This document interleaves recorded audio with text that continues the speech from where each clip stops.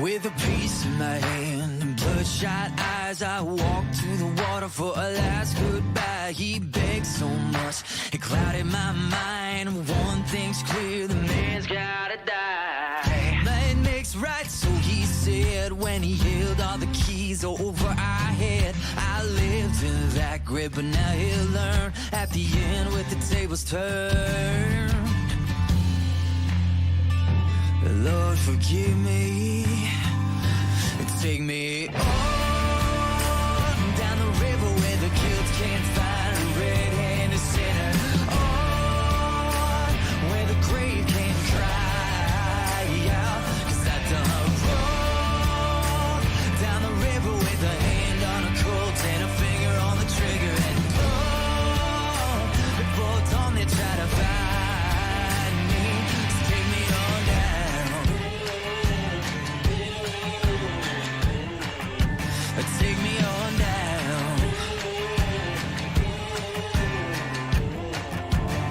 Well, I sank that body by the riverbank, caught a boat south, took off like a hurricane. With spotlights, dogs, hit the whole 9 yards, of breathing down my neck and breathing hard. 2 weeks in a wild chase across the highways, mountains, over 7 states. Found a man at the harbor, said that he could take me across the ocean somewhere far away.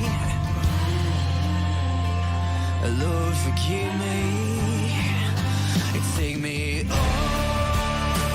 down the river where the guilt can't find a red-handed sinner.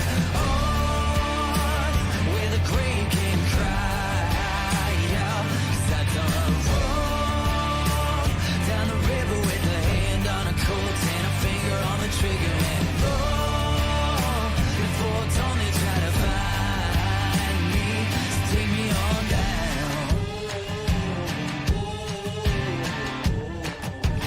Take me on down.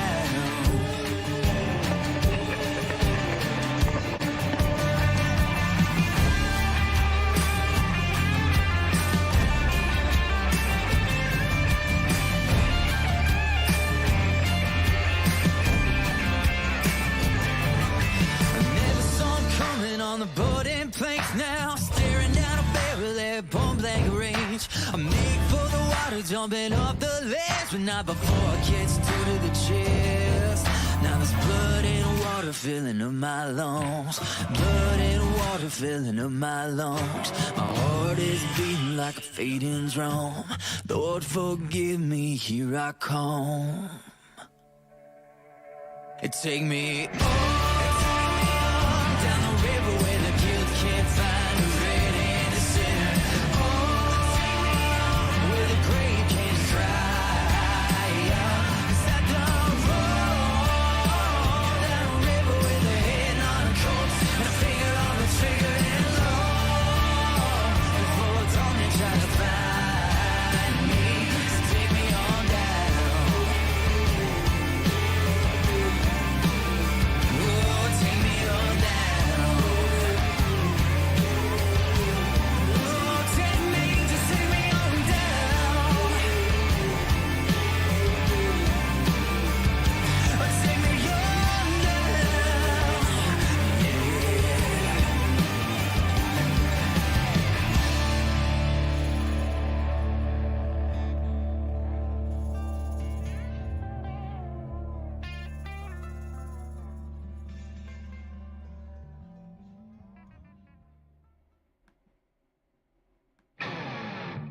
Welcome to Trucker Talk Live, where we hear from you, the hard-working men and women of the highway. Now, here's your host, Brittany Richardson.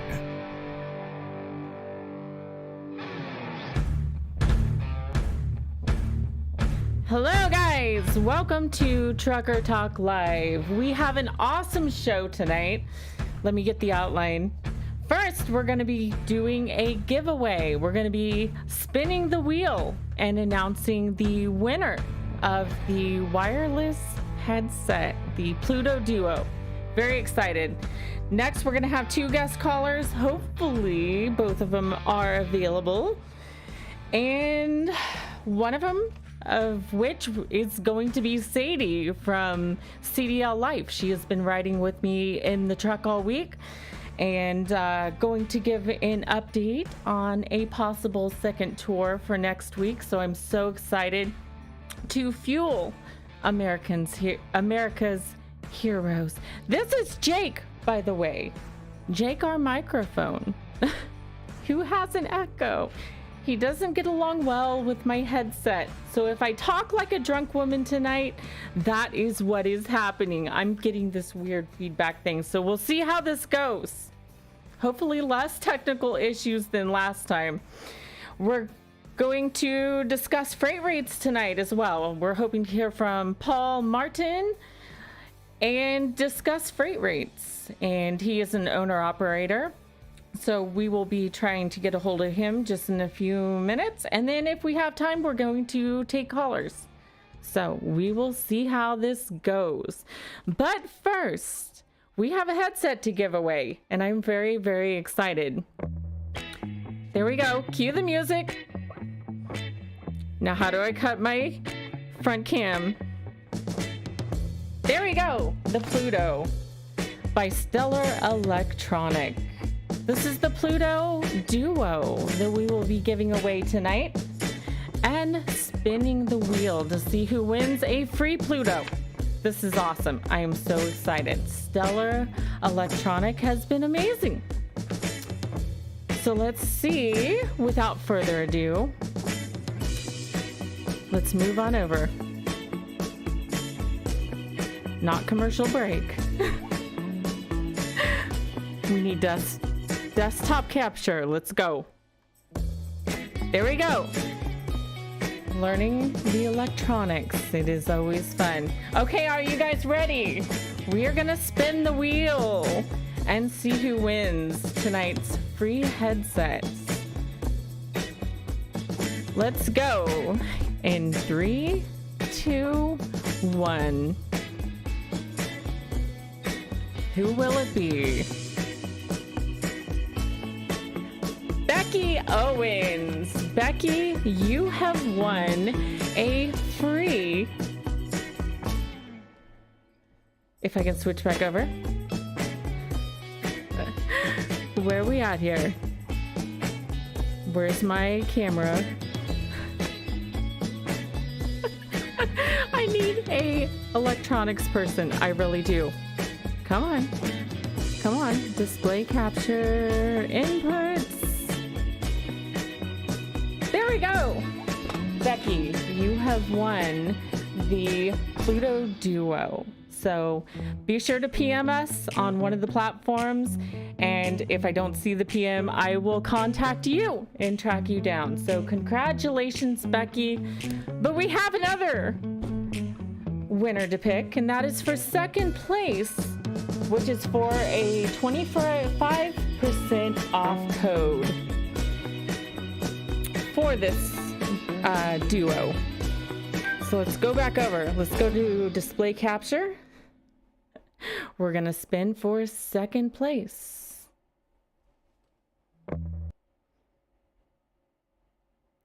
And it looks like Mandy McFarland. Mandy McFarland, you have won second place, which is a 25% discount code for this for this Stellar Electronic Pluto Duo. So congratulations to both of you guys. Be sure to contact us and we will get you hooked up.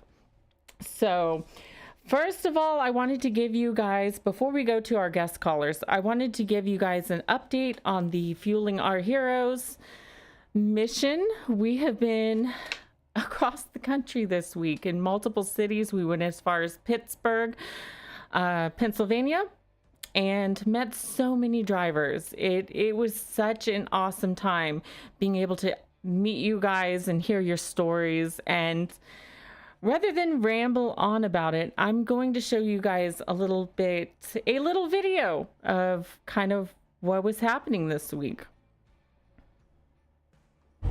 Our whole trip, like, nobody's had food other than just potato chips and candy bars. I mean, that's been it. So we're We had so much appreciation from drivers and heard so many stories last night, even some that are pretty well going under right now and didn't know what they were going to do, like for food, owner ops, and the freight rates are down, and they were so happy that we were out here. In that box right now.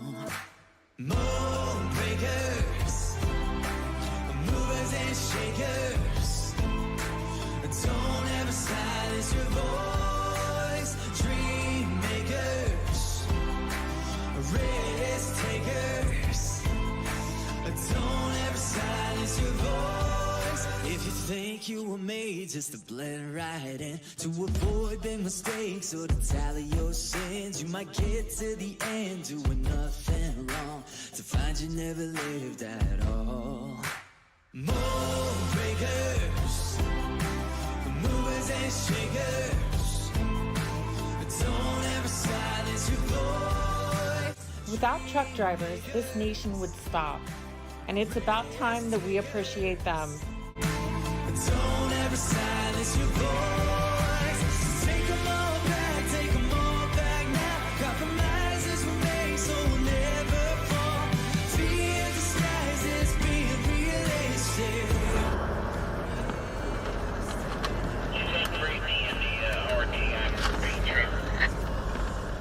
Yes, it is.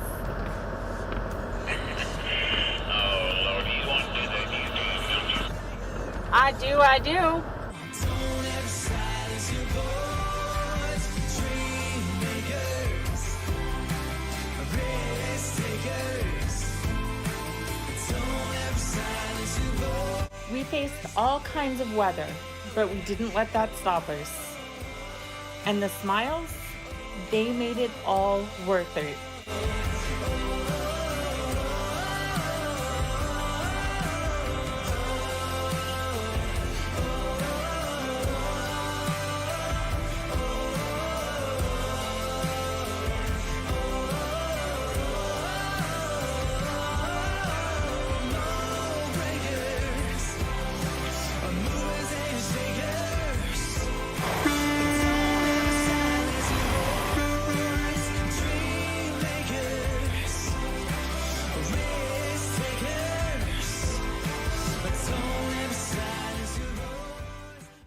So that's just a little bit of what we experienced over the road. We heard so many stories, guys. Like, there were so many times me and Sadie were about in tears just hearing the stories from the drivers, things that they're experiencing. That last couple you saw was stuck there at that rest area and they had no food, like literally. We're not talking, oh, they had a stock, but all they had was vending machines. I mean, literally, they had no food. And they had no load for like 3 days. 3 days. Sitting in a parking lot. And most of these rest areas do not have access to food, even in a vending machine. They've got them shut down. And God, the one we went to in Pennsylvania, and I cannot remember the city. It was just outside of Pittsburgh, outside a construction zone northbound. And we went inside and there were signs. They had everything locked down. Like, you couldn't access the vending machine. You couldn't access water. Like, there was one driver that came in just wanting water. Like, it was insane. It was insane. So, but this couple, these team drivers, they were stuck in this parking lot at this rest area, and they literally had no food whatsoever. They told us that they were prepared to not eat for 3 days because that was when their next load was and when their settlement came through or whatever. So they were just not going to eat. And they were so blessed coming over, seeing that we were giving away food to truck drivers, and not just food. It's good food, like good, fresh food. This stuff was refrigerated. It's tasty, it's nutritious, and we made sure they were not going to go hungry for the next 3 days. That was one thing that we were adamant about. Also, we've had a lot of sponsors get involved that I think should be noted. We have had Volvo Trucks got involved and sponsored this project. and helped us buy the products to be able to give to truck drivers. So thank you so much, Volvo. And of course, CDL Life is the one, they're the ones who are leading this project. They contacted me, which we'll hear more about when we get Sadie. She's getting a little bit tied up at the moment, so we're waiting for her to get out of an appointment, and we're hoping to go to Sadie first and find out more. But no, it was CDL Life approached me and asked if I would be willing as a truck driver to help out with this project. And of course I said yes immediately. And also Cobra Electronics has gotten involved. Here is one of their shirts. As a matter of fact, the truck that drove by, if we can get it past Jake. The trucker, the trucking couple that drove by in the truck and she was waving from the window, she was wearing one of their shirts. So Cobra Electronics, you guys are awesome. They stopped by and gave us a bunch of hats, belt buckles. They supplied us personally with CBs and electronics to be able to communicate with you guys over the road. So I cannot thank Cobra enough. And guys, you should have seen all of the smiles. They go, oh, how much are the shirts? Like, do they cost anything? We're like, no, they're free. Like, Cobra came here just to say thank you to America's truck drivers and show that they support you. Same with Volvo. Also, this couldn't have happened without RTI, Riverside Transport in Kansas City. Bill, our owner, made sure that we had everything that we need to mobilize this week and make this happen. So we couldn't have done it without you. Thank you so much, Riverside Transport, for making this happen. So many cool people have been involved, and like I said, so many cool stories that we have heard over the road.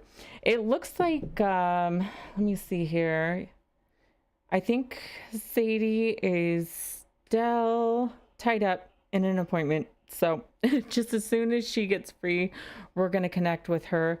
By the way, guys, when we are live, like, other than the videos and a basic outline and things like that, I don't plan like everything I say. Like, literally, we're going live to have discussions about you, to hear from you guys and allow you guys to have a voice.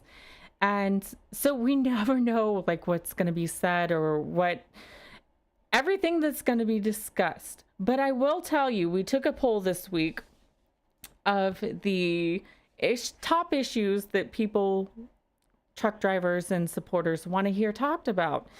And it goes as follows: freight rates being a huge thing right now because so many drivers are suffering. Like, there was so many, God, I keep getting bunny trail, right?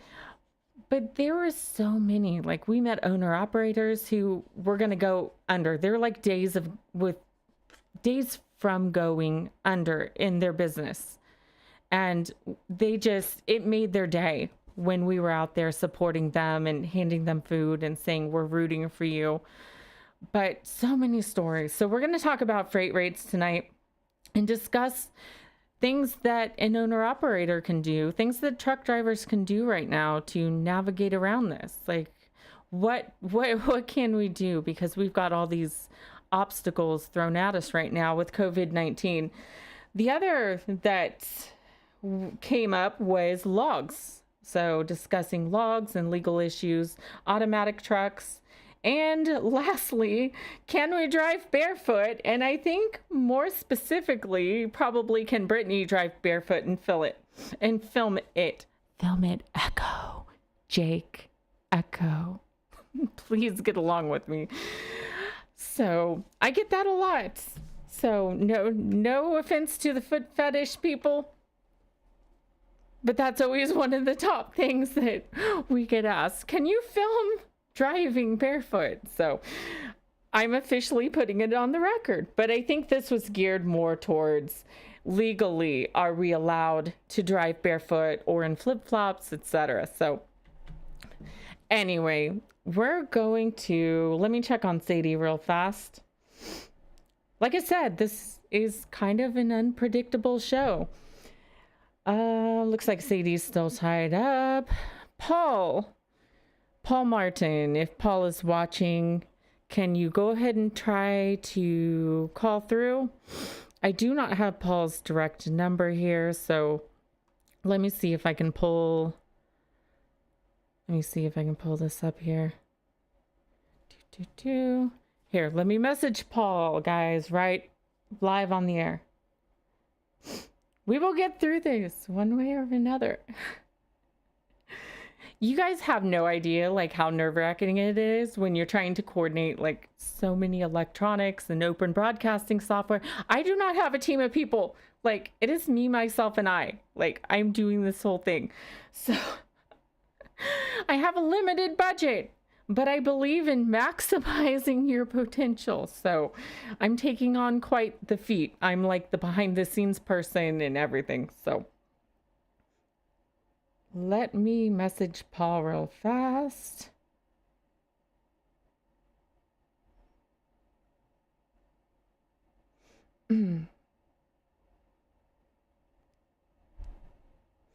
Okay, let's send this over to Paul. Let's use the sniffles. Okay. Sadie is tied up. So let's see if we can get Paul on the line. There we go with the truck stuff. I swear somebody's gonna send this to DOT and say she's like so drunk. Like, something's wrong with this woman. She should not be behind the wheel. It is my mic. It is my mic. Jake, please get along with me. Okay, looks like we may have Paul calling through. Let me try to answer here. It would help if I didn't have it set on Do Not Disturb. So let's see. I think this is Paul, but I'm not sure because I did not get his number. Let me try to call.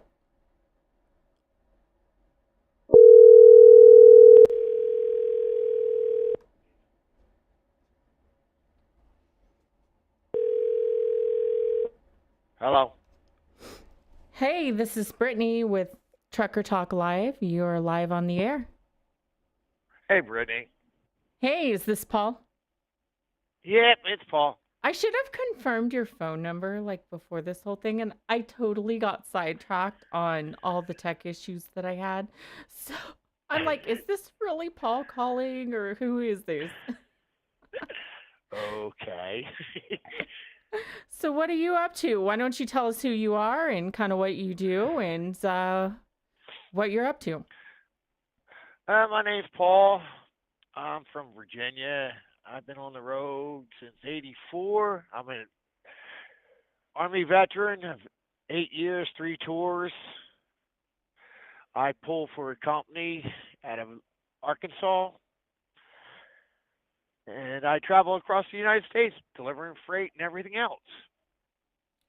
Out in the middle of all of this mess with the freight Of rates and course. everything else. So you're an owner operator then. Is that Yes. right?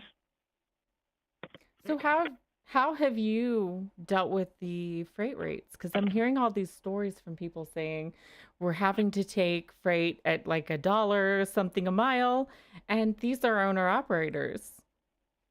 Yeah, there is freight out there that some of the people have, the brokers have offered, gouge the price. But there's brokers out there that aren't gouging the price, and you just got to get with a good broker and a decent company where you can pull. I mean, I have friends that they got one freight that goes up to the middle, like Wisconsin. It pays like $2.50 a mile, but then some of the freight coming back, they had a broker who wanted to pay only 97 cents, so they got rid of that broker and went elsewhere. So there are still loads available that pay at higher rates. Yeah, there still are loads around that pay at a higher rate. I mean, like all those drivers out of Houston that protested about the brokers. Yeah, because Houston area, you got Anheuser-Busch down there, you got Suntech and all that. Yeah, of course they want to gouge the rate because then they don't have to pay it. That's Hmm. what they want to do. I mean, they're taking advantage of everybody. I mean, did you know that some of your places that like you go to get their food and stuff at the truck stops on the bottom now they have COVID-19 tax? Did you know that? COVID-19 tax? Yes, I did not know that. What is this? it's places that because they want to make profit on this and they for sanitizing. That's what the tax is. They're charging it because they have to sanitize more. Oh God. Shouldn't that be? I would think It, something like that would be in their business model. Like, aren't the companies adjusting their profit margins, everything else? Like, don't they have the budget to account for situations like this? no, they don't. That's the problem. And I mean, because they had to let, you figure how many places have let workers off and now they're down to a skeleton crew and these workers don't want to work that much because they're afraid of being out here. Hmm.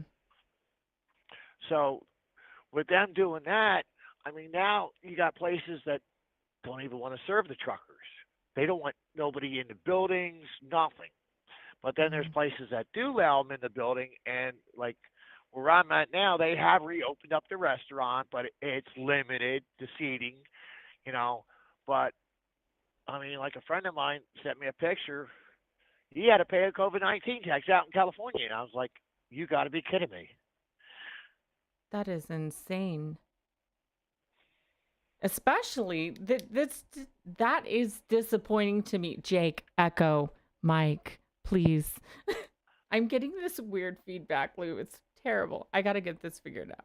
Anyway, you would think that the truck stops would support the drivers. You would think that the trucking industry would support each other during this time and not go, hey, we're going to tax the hell out of them to make a profit. But but see, you got to remember, there is no such thing as a truck stop anymore. It's a travel center. Mm. I mean, yeah, we still call them as us drivers, we call them truck stops. But if you notice, the names have changed to travel centers Hmm. because you got the RVs, you got uh, cars pulling trailers, and they can't rely on the truck drivers anymore because there's a lot of drivers out here that will cook in their truck, and they got to make money. That's where you came up with paid parking. Hmm. So they changed them to travel centers. So now, you got, let's see, like on the East Coast, you got a couple truck stops, travel centers that have Golden Corral in them. Golden I don't Corral, know. seriously? Yeah, like the 104 in Virginia, the 109 in Elkton, Maryland on 95 have a Golden Corral in it. Well, you got the public going into these. Mm. And then if they decided, hey, I want to have a party, a reception or something, birthday party at this place, they take up all the seats. Now the drivers have nowhere to eat. Oh God. They shouldn't allow I've been, that. Like if it's a travel center, they should schedule that elsewhere. Like that's very unfair to our drivers. I've been down the south, and they had a section closed off on a Sunday in a Denny's, and I was like, okay. And the lady's like, yeah, we have no seats because we have a church group coming in. Oh God. And I'm like, this is a truck stop travel center. That's supposed to be open to us so we can eat. Oh, but Hmm. you know, sorry, we're closed. That's crazy. And that's what these places are doing. Hmm. But there is freight out there that at a decent rate. I mean, it's not sky high like it used to be. I mean, you're not going to get your $3.50, $4. You might get 2.50, 2.60. But then there's freight. It's $1.50. There's a freight. It's $1. I mean, you just got to pick and choose. Hmm. And be in the You right got to position for picking up other freight that's going to pay at least something as well, right? right. I mean, yeah, I was out in Portland, Oregon, and I pulled a load out of California. It paid me $1.45. I mean, but Did it hurt me? Yes and no, because the freight after that was 265. I pulled out. Hmm. I mean, but there are brokers out here that are actually gouging, and some companies are saying, "Hey, we're going to take advantage of this." Yeah, I was going to ask what we can do, what the transportation industry can do to help this situation or help prevent this in the future. There's actually the only people that can actually do anything. The transportation is the government, the federal government, to step in, like they did with the when there was a gas shortage, oil shortage, and they stepped in and said, "Hey, you can't go no lower than this." Hmm. I mean, they got to somebody's got to step in and say something about this because, I mean, yeah, they put stimulus packages out there for this for for the drivers and for the American people, but yet businesses like for the stimulus package was made for small businesses and places like Denny's that doesn't have a group of more than 25 people in one area got advantage of that. So they Hmm. turned around and said, "Okay, we're going to take out 20 million out of this." Hmm. And that's what a lot of them did. So that's why they had to redo another stimulus package and rewrite it for basically small corporate companies, not corporations, companies, less than Hmm. so many. Thank God. I mean, it's ridiculous every time. That's the bad thing is like every time you have some big stimulus package, it seems to go to the largest corporations first. It seems like they take it all. The ones that don't necessarily need it. Not saying that some big corporations don't need it, but they're in a better position to prepare. I mean, I would think so. Oh yeah, I mean, like I got my stimulus package. Everybody got the 1,200, but I applied for a couple other ones. I mean, just in case. I mean, if I have to use them, I use them. If not, I'll pay what I have to pay on them. Hmm. But I mean, there's people out here that will get them and don't really need them. They're Hmm. just lining their pockets. Right. I agree completely. I do think there needs to be some sort of regulation. I Right. I mean, swear to I God. think yeah, me and you talked about, I think about the people that right now are on unemployment that Mm-hmm. worked in some places. Now, say they're only making $300 a week. Now they're in a state that makes they're getting the max because they can write on the unemployment form COVID-19 due to the virus. Well, as soon as they write that, they're getting the max. So if Mm. you're in a state, it's getting say 425 a week in unemployment. That's more than what you made, and now you're getting the 600 from the government. So you're getting 1,025 a week, three times the amount that you were working for. Why would you come back to work till your unemployment's up? Yeah, no kidding. I wouldn't want to. I mean, I understand what the government did to help out, but I mean, but some of these people are now they're going to take advantage of it, Hmm. and then once that runs out, they're going to be like, "Oh no, I need a job." Hmm. Absolutely. I mean, it's funny out here. I understand what's going on. I mean, us as American people, I think we got too relaxed of our issues of what we were taught when we were young to go in the bathroom, wash our hands and face, and come out clean. Hmm. And people got relaxed about cleaning things. And with all this going on, you're going to see a lot of change in a lot of places now that they're going to have to actually disinfect and clean their areas. Hmm. Where places might be shut down after this, that because you know the board of health is going to come in. Hey, this isn't sanitized Hmm.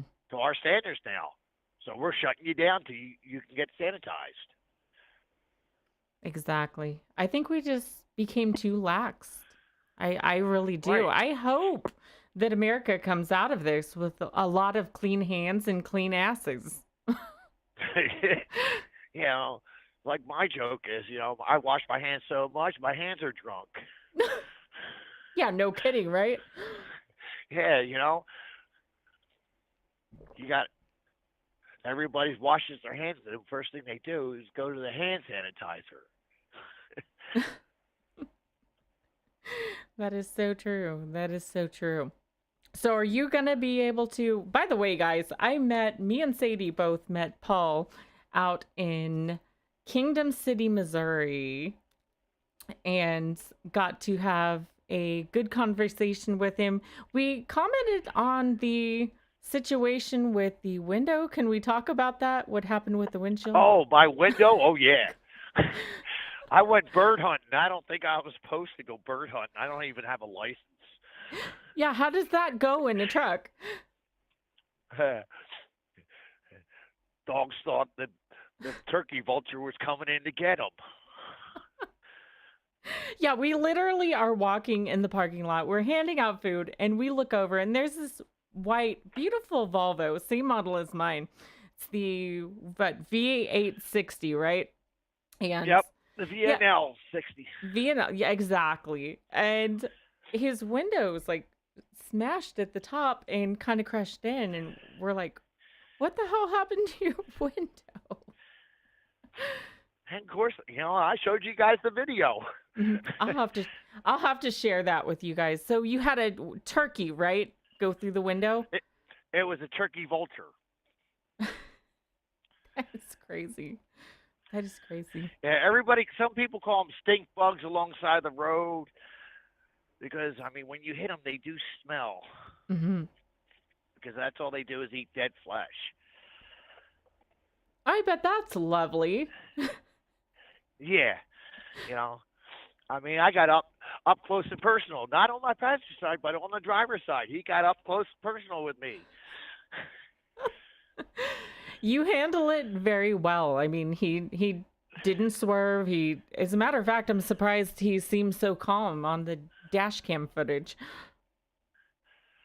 Yeah, I mean, I shared that with a bunch of friends of mine, and they're like, "Yeah, you've been through a lot, and it's like an ordinary day in the trucking industry to me," as they say. Oh God, I forgot about the semi accident and the other stuff that you have seen. Yeah. We see a lot out here. Like, I remember sharing some clips on my YouTube, and I had some drivers that were like, "Oh, this is fake. Where'd she get that footage? You can't come across that much stuff as a truck driver." I'm like, "Really? No. Really? Have you driven for any length of time?" Well, like I call a lot of the drivers. I mean, I drive all times a day. Don't matter if it's at night or during the day.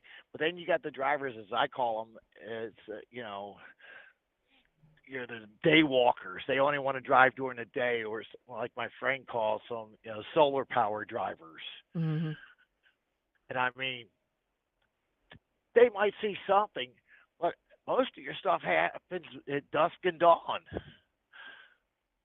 It You'll does. find out. I mean, especially like full moon. They say full moon brings the crazy people out. It sure does. It does. Yeah, it really does. It really does.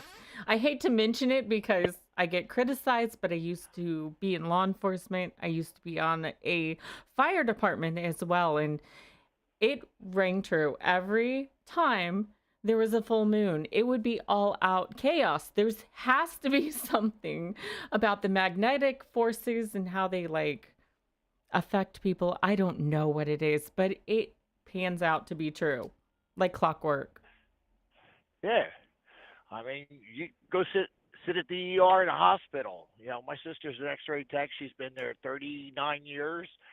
She's got They got pictures of X-rays on the wall from years of what come in on a full moon, and you wouldn't be surprised at what it is. Oh, it's crazy. It's crazy. And especially don't say the Q word in the ER. Don't say, "Hey guys, it seems quiet tonight." I made that mistake. I Yes. was about ran out of the building. Oh yeah. I mean, it's the same in the trucking industry, but I Hmm. mean, getting back to the topic, I mean, with the freight rates, yeah, they're going to go down. I mean, because a lot of places are afraid that they can't transport stuff. I mean, you still got your medical supplies; their loads are high. Hmm.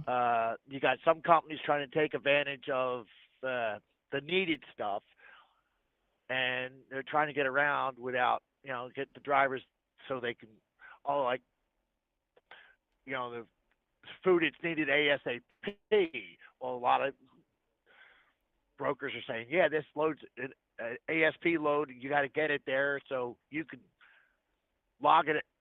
You just drive through everything and take a nap and keep going. Don't worry about your log. Hmm.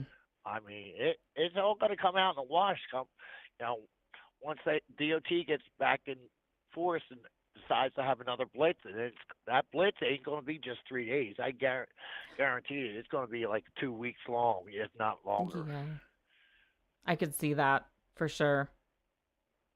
For sure. That's usually when I try to take my vacation during the blitz. I think a Vacation, lot of hold us it, do. hold it. Isn't it a vacation when you die and you don't come back? I You know, just right? take it. We live You just this. take a sabbatical. Yeah, you got to take a sabbatical. That is so true. That is so true.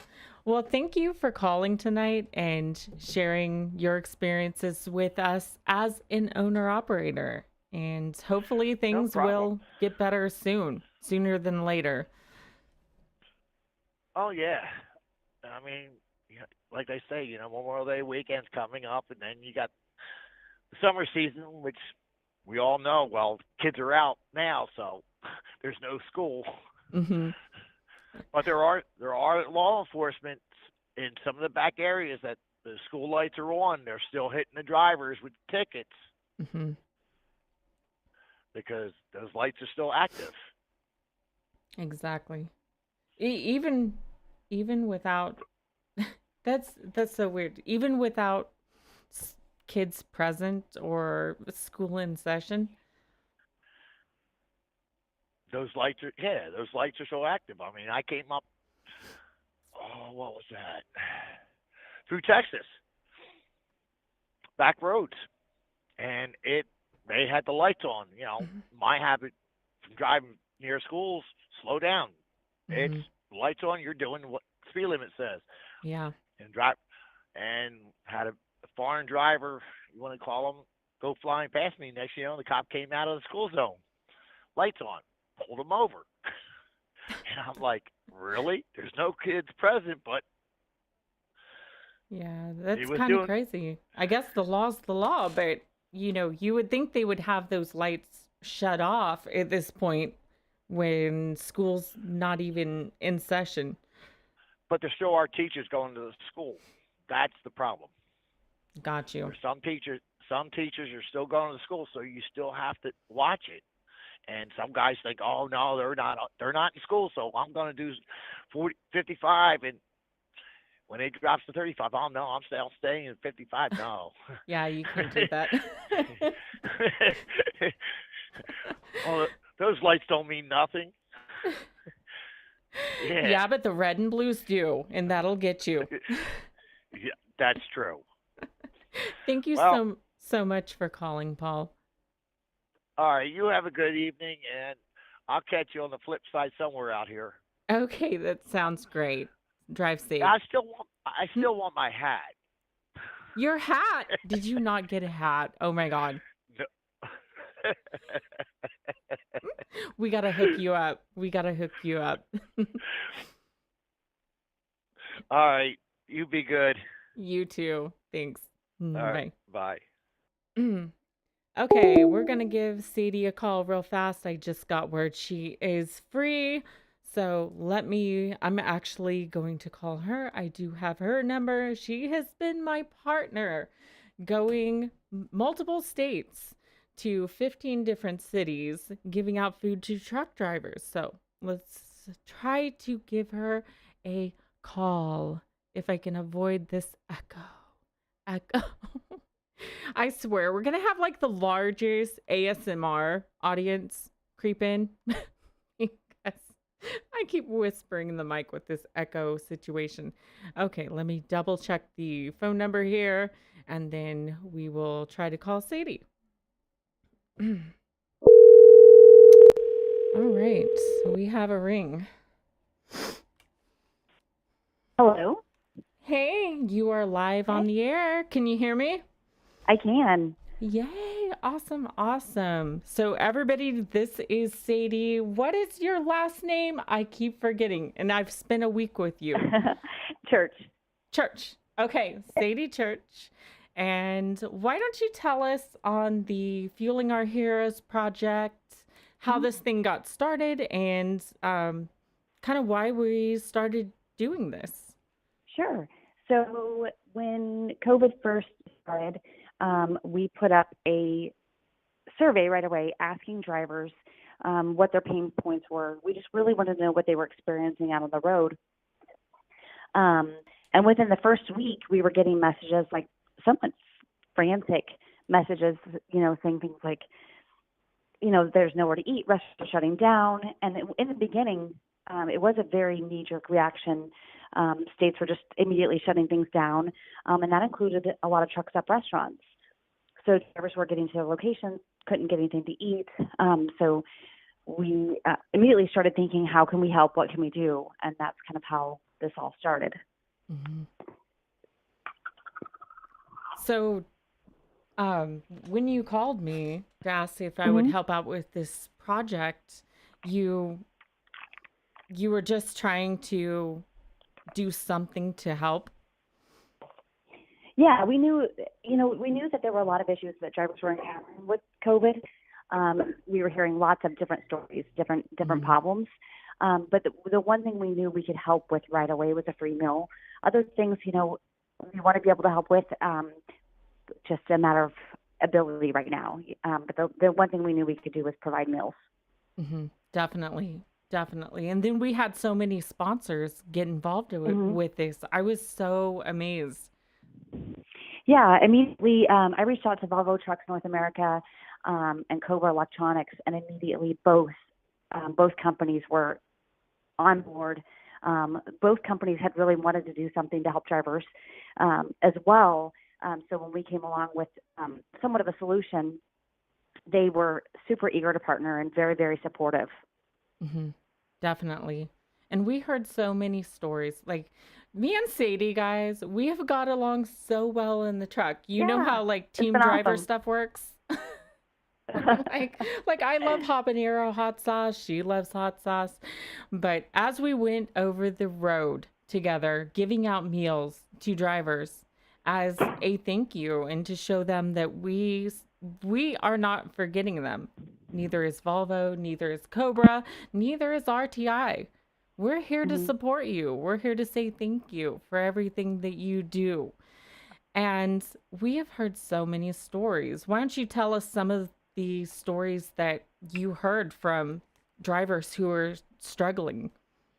Yeah, so a few things. When Brittany and I first started out, we stopped at a truck stop in Kansas City, and we didn't notice that there was no food. And then we got to our first destination that night. I can't remember where we were, Brittany, but there was no food there either. So we did experience the no food side of things as well.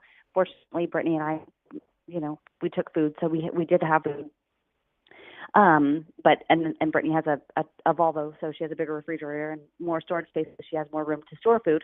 So that was fantastic. But we heard very, very humbling stories from drivers. Even, one of our first stops, it was somewhere in Indiana. I don't remember it all kind of runs together. I think it was the Welcome Center, wasn't it? Just before Ohio? I think so. Yeah. I think you're right.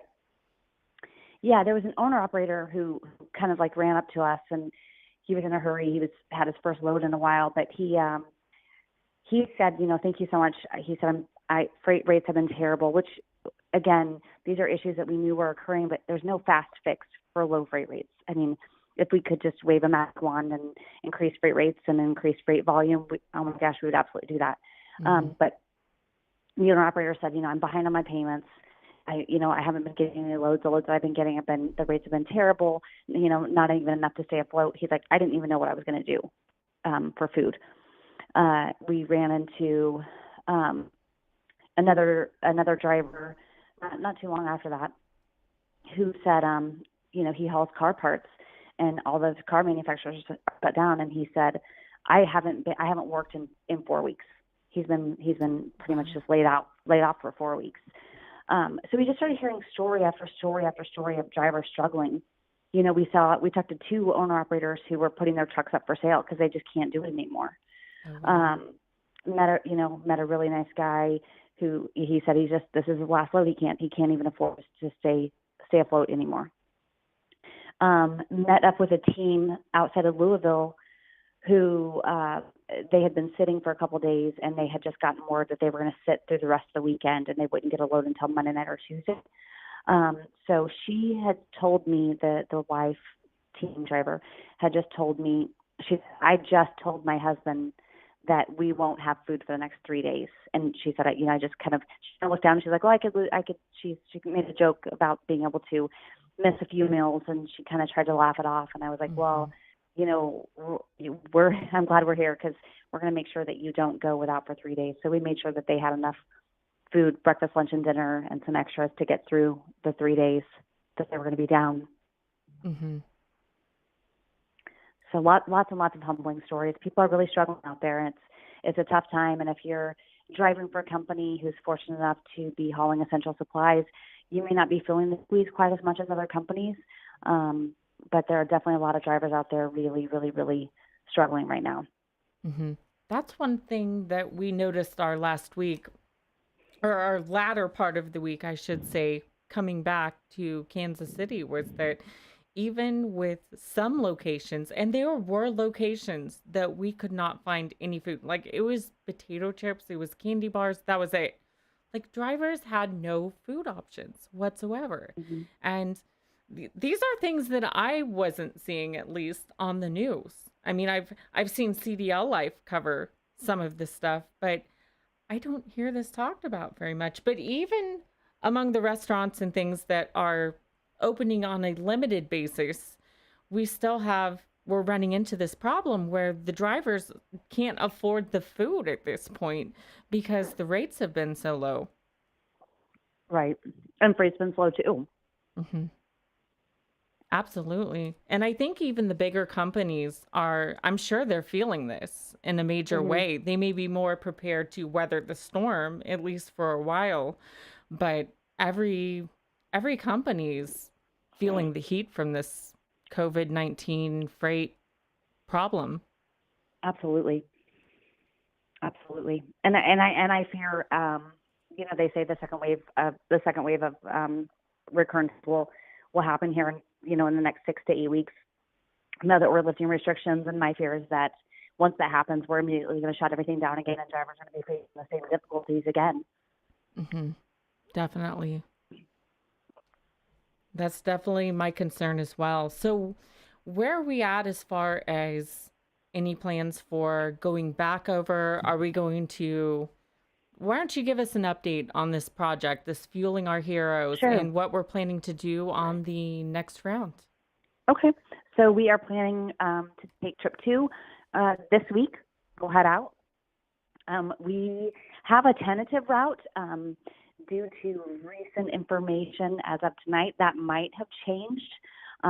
So we'll be releasing that, the route details, within the next couple of days. But we'll definitely be covering about 2,000 miles again, and really just trying to give out as many meals. And then we actually got an exciting new partner tonight who we'll be able to reveal this week as well.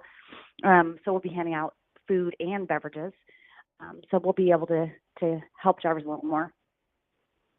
That is awesome. So how can people donate to this if they wanted to get involved, or companies wanted to get involved with this? So we're definitely still taking donors, and we're committed to, as long as donations are coming in, we're going to continue to feed drivers. So you can donate on the GoFundMe page. It's GoFundMe CDL Life Fueling Our Heroes. Or you can reach out to us directly at CDL Life. That just let us know that you want to get involved, and we'll let you know how to do that. Or if you want to sponsor, we can work with you on that as well. And also, even if you can't donate, that's absolutely fine. But share the GoFundMe with other people, because maybe someone in your audience is looking for ways to give back to drivers, and maybe this is the perfect way for them to do that. Absolutely. There's so many ways to support this. Share the post, share the GoFundMe link, get the word out.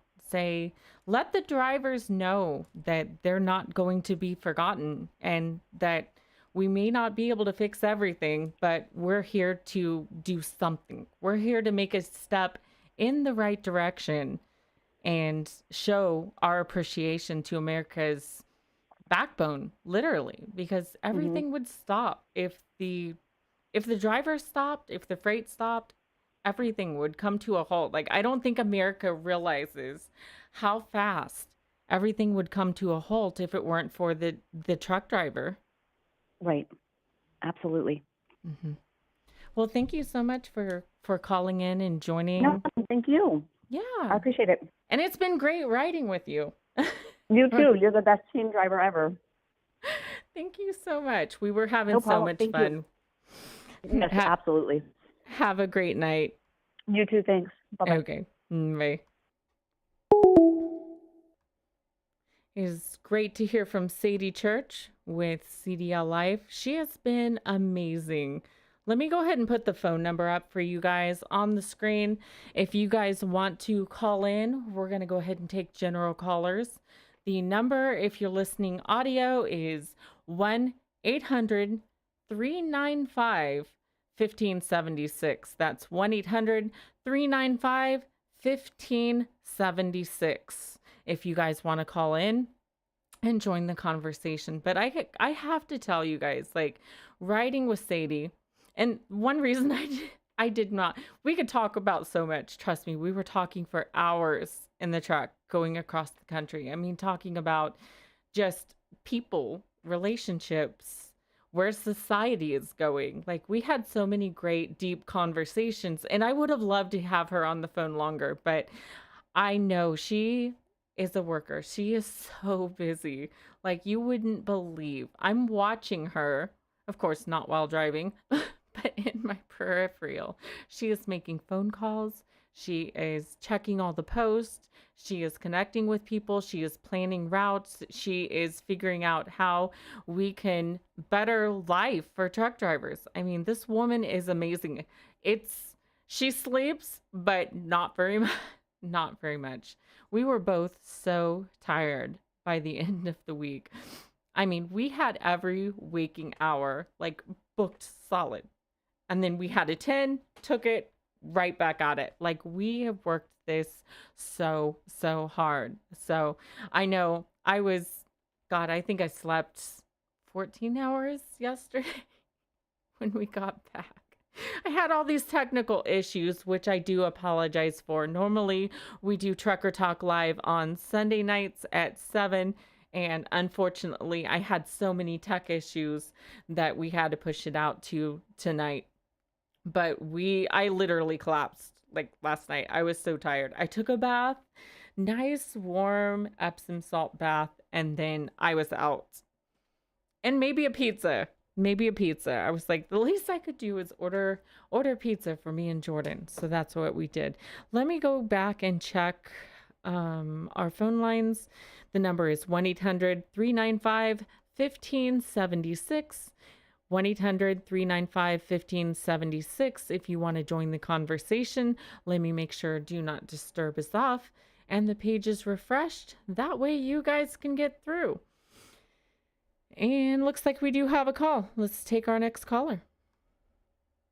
This is a call for Trucker Talk Live from Barry.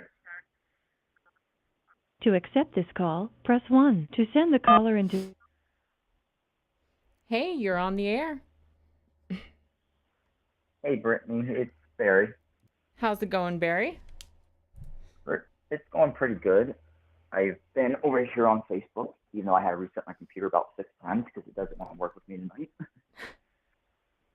So even you have tech issues with when it comes to computers. Well, my issue is I'm bouncing back and forth with several different places because the groups that I work with, we were actually right by you guys the other day when you were here in Pennsylvania. We actually drove right past we drove right past you. We saw the trucks and everything, and we were actually on our way on a big fire call, so we couldn't stop the pool, and we had to go down into New Jersey. Are you serious? Okay, so were you heading down like a side road in front of the truck stops? Like, where were you at? We literally were, as we went by, I'm not sure if it was one of the side roads or not. You guys were just setting up as we went flying by. Oh, wow. Yeah, because I recall several different times we had like ambulances and fire trucks, and there was different setups that we had fire trucks go by. So. Yeah, down in Jersey New Jersey over the weekend, they had a 6-alarm, big, huge fire, and a whole roadblock of houses went up in flames. Oh my God! And did everybody come out all right? Yes, everybody did make it out. And with me being in the Salvation Army, we have the tractor trailers and everything that we use for our canteen trucks, and we have portable tractor trailers where we hit a button and set it up. It's a full locker room right on the spot, so we have the bathrooms and everything for people that need them. Oh, wow. And we were going by, and I looked off out of the corner of my eye. I said to my lieutenant that was riding with me, I said, "Hey, Lieutenant," I said, "Look," I said, "I know who that crew is over there." I said, "Marcus will still beat them when we get back." Mm-hmm. He says, "Why?" He goes to me, he goes, "Why?" I said, "Well," I said, "the pink truck there, I can definitely tell you who that is." I said, "I don't know about the rest of them." And so I've been bouncing all over. I've been down in Philadelphia all week and back up here where I live. And I mean, it's sad because I know how Paul, I believe, he was saying, like it's very hard because a lot of these locations, like even with the school zones, a lot of the times they cannot turn off the sensors on the lights in the school zones because they're on automated timing systems where if they were to go in to shut something down, it would screw up the system. So instead of wasting the headache, they'll just sit there and just let them run, even though there's no school in or not. And technically, with the cops sitting in that area, whether the school is in or not, okay, if they're there at a certain time with that light flashing or not, it's considered what they call baiting traffic. Mm-hmm. And I know we've had the issue here where I'm at, and in the court systems, the judges were just throwing it right out because they considered it baiting, and they said if there's no school there, it doesn't matter what the traffic's doing.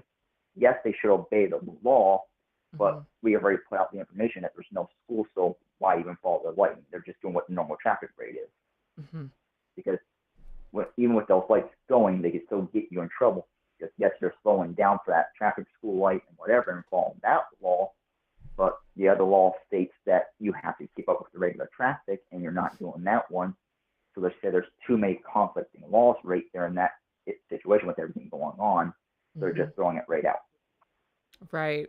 And the hardest thing is like even when Sadie was talking, and I know here in Pennsylvania, it was the hardest issue that we were dealing with. Because while we were shut down, I mean, they are being nice enough and slowly opening some of the stuff up here for the truck drivers. I was seeing rest areas were shut down on the interstates, the turnpikes and everything. In Pennsylvania, they shut down all of our rest areas. As soon as it hit, they're like, okay, we're going to full lockdown. All rest areas shut down.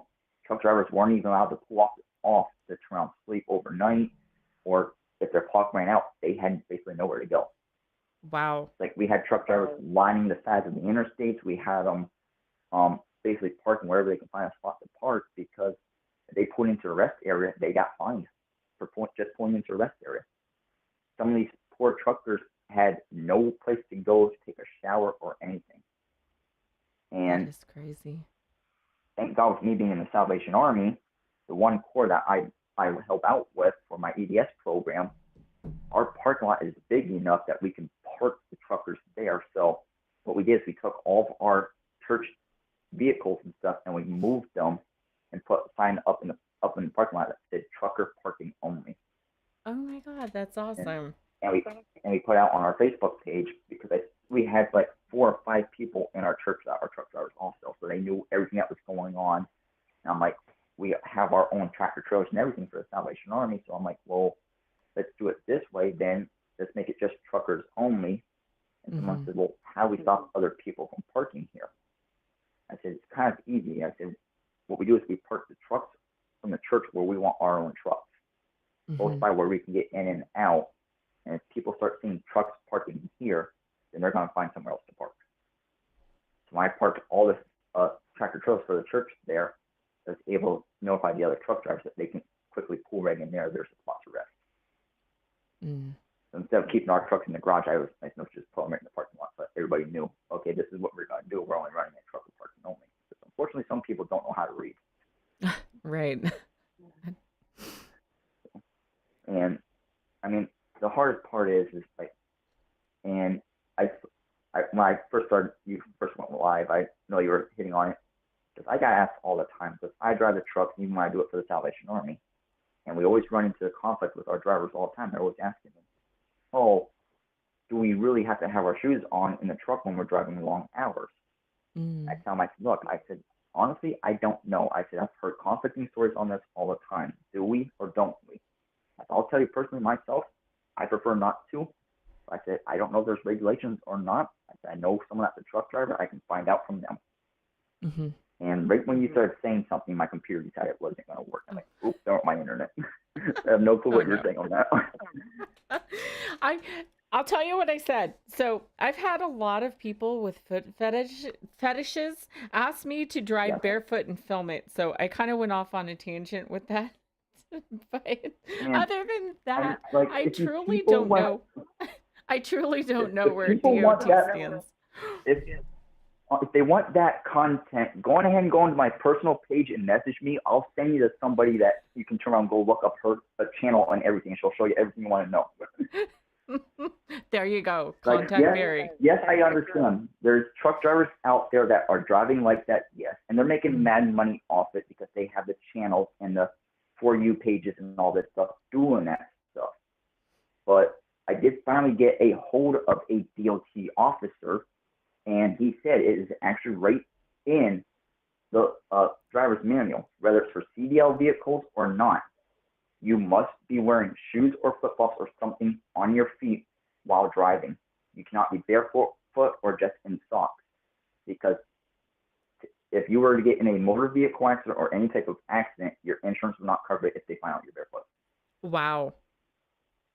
Yep.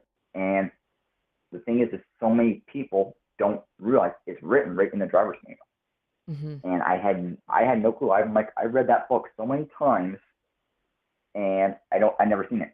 He literally pulled the book out and has it highlighted right in the book for me. I'm like, well, there would have been my answer about 600 times ago when I gave that question.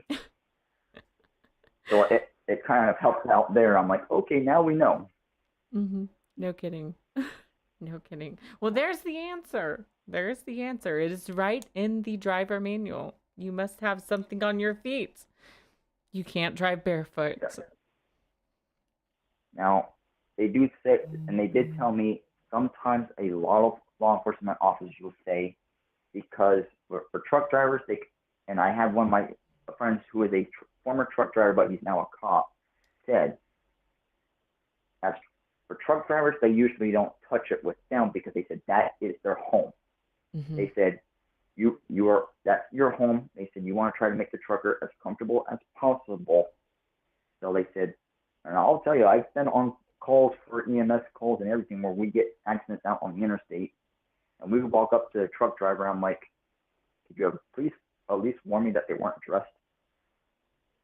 We've had calls where we walk up to the trucks and we've had drivers not wearing anything. I'm thinking to myself, well, they did say it's a home away from home, be as comfortable as possible, but sheesh, Mickey. I'm like, and I thought I was the bad one. I can imagine that YouTube channel, Naked Trucking. God, I'm gonna get banned for saying naked trucking. I don't think YouTube will let us get away with that one, but God. You never know anymore. There's I so bet much they'd, stuff that you can find on the internet. they'd have a hell of a lot of subscribers depending on who it was. That's true. I mean, like, there's so many different channels out there, and it's like you sit back and you look at them. Oh, this can't be good. There goes my pager. Ooh, you got a call? Let's hear what it is. No, thank God it's not me. Oh. They turn around and set our pagers off, then tell us to cancel, and it's bringing a mess. Oh, wow. So, like, the buttons that, because, like, so many of your fire departments, they use, like, the voice pagers. Mm-hmm. Our pagers that we have in the county that I live in are the same pagers that your hospital doctors use. Okay. So we're using what's called an alpha pager, so we have to pull it off our hips to read what it says before we can do anything. Oh, wow. I'm like, just please give me a voice pager, please. I know. So I bought the scanner so I could hear it. I know. And I it's so used to much have a more voice difficult pager. It was because really they're- nice. Yeah, they're changing all the frequency ranges, so now it's like your voice pagers are obsolete. Scanners don't exist anymore. Mm-hmm. So are So it's you like, there okay. at the fire station then? No, I actually have a scanner because what they did is they were nice enough to leave the dispatches on analog, but our mobile ops and response channels are digital. Mm. So it's like, okay, I buy a $100 scanner, throw it on my hip just to basically hear dispatch. Makes sense. Because the pagers that we have are anywhere from $600 and go up. Mm-hmm. And it's like, so you're paying $600 for just one pager plus $150 on top of that to get it programmed. So it's like, okay, I can just go online, get the code, punch it in the scanner. There, I got my pager. It's so much cheaper.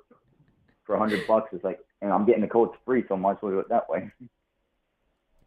There you go.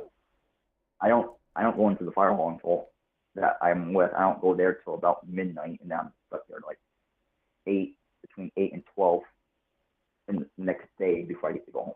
Mm-hmm. Yeah, and the sad thing is a lot of fire departments, it's off topic a little bit for trucking, but a lot of fire departments are volunteer, or a big percentage are. They don't have a huge budget. This stuff gets expensive. A fire truck is not cheap.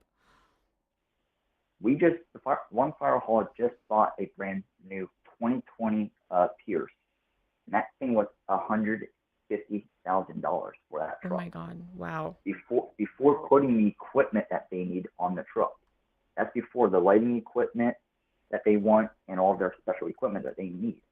Mm-hmm. I'm thinking, and what happened is that they lost all the other equipment because they were on the interstate. We decided this past weekend to get hit with a snowstorm that blinded everybody right in the middle of spring, and the one truck hit ice and they wrecked the truck, losing everything. Oh my God. And unfortunately, we lost 2 firefighters in that accident. Oh, that's crazy. Oh my God. Did you say that was this last weekend? That was this past Friday night here in Pennsylvania. Oh my God. I Yeah, don't remember where. we just missed that, guys. Like, we were there when the rain started coming in. There was rolls of thunder. Mm-hmm. Temps started dropping. We left the next morning, but we went down to Louisville the next day, and it even got down in the 30s, I think, in Louisville. Like, it was so cold, and we heard there was snow up north, but I didn't know that area got it. Like, it was like where I live, we got like the sleet and the rain from it, but other parts of the county got like a couple, like a dusting to almost an inch and a half. And the next county, which is only 45 minutes up the road from me, I got called out to go up there with a snowplow. I'm thinking, I look out my window, I'm like, you guys cannot be calling me out with a snowplow right now. I said, it's just raining here. They said, no, the county away from next to you, it's snowing really bad. I'm like, oh boy. Oh wow. So you drive a snowplow as well? My brother-in-law is a owner-operator. He's a private contractor for PennDOT. Mm-hmm. So right now, because of PennDOT having basically shut down all their stuff, So a lot of their drivers aren't even available. They're not even answering the phone calls. So Oh my we God. got stuck with all the calls. Oh wow. Like up here in Pennsylvania, it didn't care if you were a state employee or not. They told you to stay home. Wow. And the hardest thing is right now we are facing it, and where I live at, we have like 16 different trucking companies around us, from like Warner to Wegmans for the grocery stores and everything, and they're all around us. And like the Walmart distribution center, which is where they send their trucks out from the stores, is only like 10 minutes up the road from me. And the hardest part that they're dealing with is these poor, like I said, the truck drivers, they're going to the stores and they're being told, oh, you can't park your truck here. And they're like, well, I just need to go get something to eat quick before I head back on the road. I need something to drink. Like, oh, I don't care, you ain't parking here. And it's like our police department has, in front of the one gas station by my house, they decided to try and take the whole side of the road, and they put all the way down the road. They had it painted by our borough crew, which they got permission from the state. The state ran a highway, and our borough department is actually owned by PennDOT, even though they're not PennDOT employees. Okay. So it's literally the whole side of the road in front of this gas station says truck driver parking only for pickup or delivery, or to get something quick to go. Nobody else is allowed to park there. And the way they did it is they put one cop car at the very end, another cop car all the way up in the front, and truck drivers park all in front of them. And they were blocking off like 3 or 4 businesses, which are auto body garages for working on people's cars and stuff. And they're like, and the people that own those garages are like, hey, we're not there. We're on basically on vacation. Our business is shut down, so we can't do anything. So go ahead. If you even need to tell the truck drivers to go ahead and pull into our parking lot there, because this guy's parking lot is like literally the size of a Walmart parking lot for his garage, even though his garage is so small. He's like, okay, you can just pull everything in here. So that was nice enough that he could turn around and basically told everybody, look, I'm not open. There's nothing in my parking lot. If you guys need to use the parking lot, go ahead and notify all truck drivers. Whatever happens is on camera, so if they need help. That is amazing. Here where I'm at, I'm seeing a lot of people are being nice to help the truckers. But in other areas, like I know somebody shared it to one of your Facebook pages where they went to the one Love's Travel Stop, and they were told, oh, we're closed. And the guy that turned around filmed the video, the truck driver, he's like, okay, I can't even come in to get something to drink or eat. And they're like, no. And he goes, as he's walking back to his truck, he's like, okay, you'll take our fuel, our money for our fuel, but you won't let us come inside to get something to eat or drink. And the doors were wide open to the trucker stop. And I'm thinking, of all things, it was a Love's Travel Stop. That's crazy. It happened to be in Mexico, of all places. I'm like, that was okay. that clip. Yeah, I saw that clip being shared around. That was like, insane. And like, it was what, a city ordinance or whatever? Yeah, according to the guy that was there cleaning the windows on their employees, he said it was a city ordinance. So with me being affiliated, and I actually use Love's Travel Stops for doing all of our stuff for the trucks for the church and my personal equipment, I reached out to them and I asked about that once, and they went to their district managers at their head corporate office to get the information. And it's sad to find out that it wasn't even a town ordinance.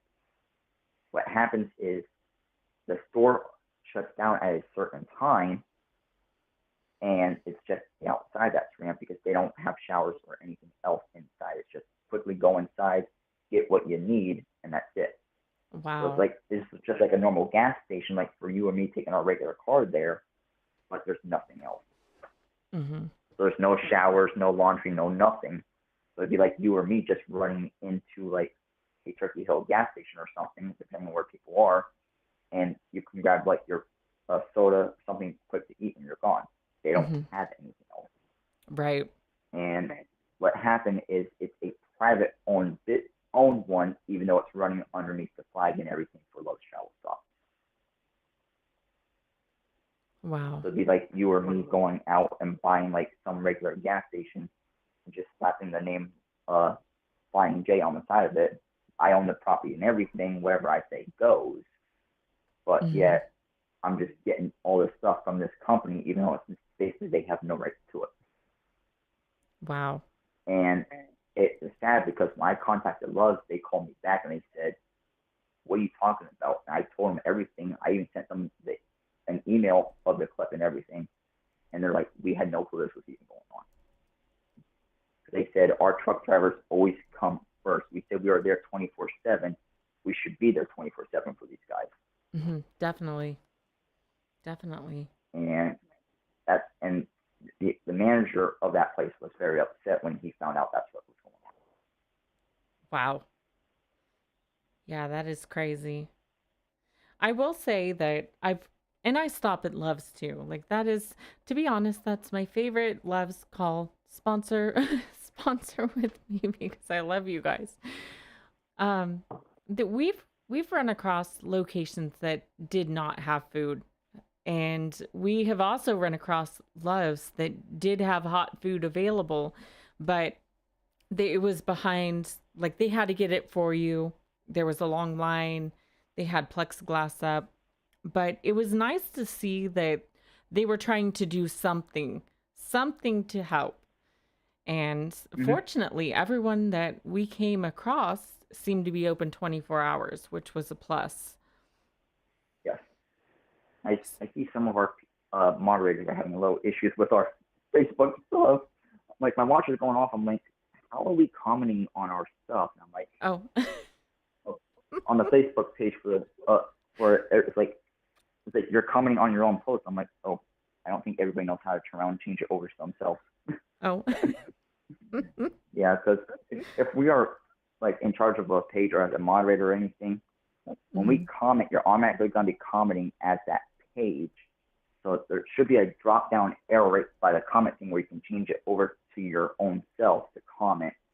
So sometimes people they're going to be looking at it like, oh, they think it's whoever's in charge of the page as the admin, but it's actually somebody else. Right. I'm sitting here, I'm like, my watch is going up on my wrist and my cell phone's going off at the same time. I'm like, I'm on the phone. I shouldn't be getting my notifications. Yeah, and I walk over to my computer quick and I look at everything. I'm like, oop. I've been trying to learn this comment feed too. Restream.io. I'll go ahead and give them a plug because they've been very good to us. That's who we're using to rebroadcast on multiple platforms at the same time. They have a chat feature that is integrated into one page, so I can see the chats coming in from multiple Facebook pages, YouTube channels, etc. So I'm not sure how it looks when I comment back, if like mysterious replies are going to the wrong pages. I don't know. I have no clue because I did see this one and I found it out today because when you went live and everything, I got the notifications that you're live on YouTube before you were even live on Facebook.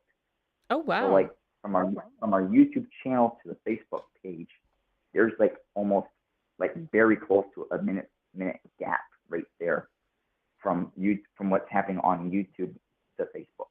So it's like we definitely know for a fact that YouTube is a lot faster than Facebook. Way to go, YouTube.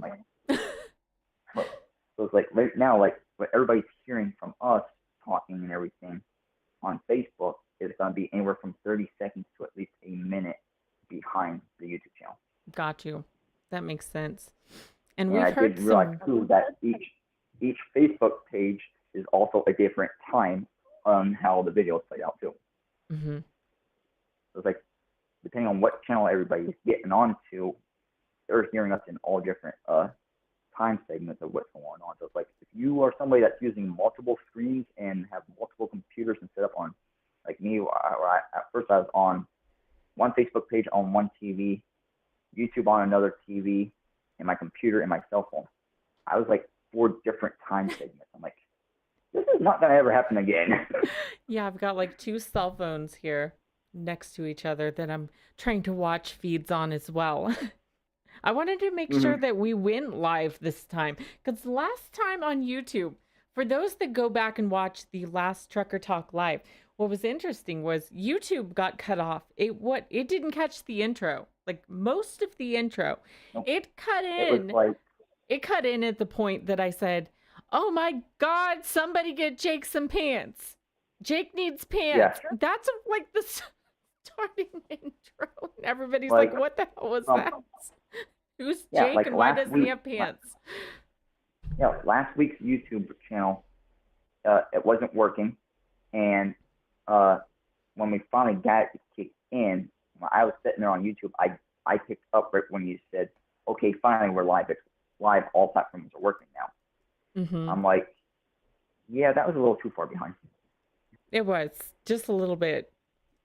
And now I think we're Because broadcasting unfortunately, live on 2 spots on YouTube right now. I think. yes, we are on American Truckers YouTube page and also Brittany Richardson on YouTube. Okay, that's actually good. I was afraid we had 2 like live streams going on American Truckers YouTube. So. Yeah. So it's like we have both your regular channel plus your the American Trucker page on YouTube that's showing this stream right now. Mm-hmm. And we have all the Facebook pages plus your personal Facebook pages also Great. showing this. So this is like I was sitting there and then it's like I follow your regular page because I don't have your other friend on there that I'm aware of. And that's how I got the first notification that anything was even going on. That would hit live first, and then it just starts traveling down through everything. Mm-hmm. So I'm like, okay, that helps out. And I do know like that there's a lot of different stuff out there, and I'm just gonna put this one out there. Anybody that is doing this streaming on multiple platforms, I just want to give everybody a warning now. And I found this one out the hard way. If you are doing anything and you're using Twitch, be very careful and go back and reread the users agreement. Because with the website Twitch, which is doing the same thing that this site does, if you get caught sharing anything, they'll automatically ban you from their site. Because Really? Like using a software like this? You mean like a restream situation? Yes. They tell you that you can stream it to any platform that you want, mm-hmm. but you can't. You really can't because they put their logo right in the middle of your video, and you don't even know it's there. Oh wow! And so like if I'm streaming, I can only be streaming on their website at that time. I cannot post it to like Facebook, Meet Me, or anything like that, or YouTube until after I completely end my video, and then I can post it anywhere I want. Wow. Yeah, so that's like the sad thing. So it's like how we're live right now on all these different platforms where everybody can be talking to us, calling in, whatever. Mm-hmm. With Twitch, they can't do that. They have to basically be a user of that site by itself before they can turn on to anything else. Oh wow. And I found out because I was using the site and a friend of mine saw my stuff and she called me up and said, "Hey, you gotta go back and reread the usage agreement. It states right on there that you can't be streaming live on every platform. You can only be on their site first, and then you have to basically share it to these other ones for them to rewatch it." That is crazy. I'm like, that's not true. So I start reading the agreement, and yeah, unfortunately, it's right there in like the very small print. You have to read the agreements, guys. You have to read the agreements. Yeah. So many people are like, yeah, like they'll read like what they could see, mm-hmm. and they don't want to like click on the sections that they can't see to blow it up where you can turn on and read it. Mm-hmm. That's where they like to hide the loopholes, as we like to call them. Yeah, and they sure do. And earlier, I think it was Paul that said something. Like you, actually, I think no, it was actually you. He said about how you didn't see in the news and the media sources on all the stuff that the truck drivers are going through. Mm-hmm. I think it was either you or Paul or somebody said that. And with myself, I am a freelance press writer. I turn around and go out and take pictures of stuff for making sure they get in your newspapers and everything. Mm-hmm. I would tell you this much right now, and it's very, very sad. I don't understand why these companies do it. Mm-hmm. The media sources, like your news media, your radio shows and those law stuff, they only talk about what they want to hear. What will make them the money, what will get them the better reviews. That's all they want. Mm-hmm. Well, and I think the other part of that too, on, I don't know if you've noticed this, but news generally does not want to run a positive story. Like, there's no. And that's what we're going through right now. Mm-hmm. Like, Yep. we just had an issue where Obama, our last president, just did something, and they basically threw it underneath the carpet and went and backlashed at President Trump. Mm-hmm. And it's like, okay, but like if it was anybody else that did the same exact thing, they would have got yelled at. Oh yeah. It would have been all over the news. Mm-hmm. So it's like, what's really happening that we're only picking up certain things? Right. And that's the reason why I got into doing the press, because I worked for a newspaper company when I was younger, and we went out on a fire call, and the story was written one way, handed to the editor, but did not end up that way in the paper at all. That's ridiculous. Like the editor basically took the reporter's story, threw it away, and wrote his own story from what he heard come across his hand. God, that's crazy. And I hate to say it, but that's how a lot of your media sources are. Whatever they can hear on the scanner or what they see from somewhere else, they'll take that information and put it out there to the public. And whatever a reporter gets, they don't care. See, They I don't care what wonder they're if getting. They there's. don't care. They'll twist everything around to make it look better and sound better. Because it's like for us, like we take a picture. Okay, the thing in the pictures, what's the eye candy that's going to catch whoever our viewer is? Oh, absolutely. So then with the media, they're not thinking somebody's going to be looking at it. They think they're going to be listening. So it's like, okay, what can we put out there that's going to catch their ear? That's a good point. Very good point. And but the thing and is, that's it can be usually why done. a lot of It can be done ethically. Like, where is the professional journalism that we used to have? Like, we used to have. I'm not gonna say media was always fair and balanced, but it was much more fair and balanced. You would have independent. You would have journalists who would cover all sides. They'd listen to 2 or 3 different opinions or stories, put them together, and run a story. And now it's like, we'll just hear one and run with it, or change it around and paraphrase the whole thing to make it look like it's saying something that it's not, just to get the story out, to get the views. Fake news. That's a good word for it. I'm not harping on Trump's thing, but fake news. Fake news. Like, seriously, that is fake news.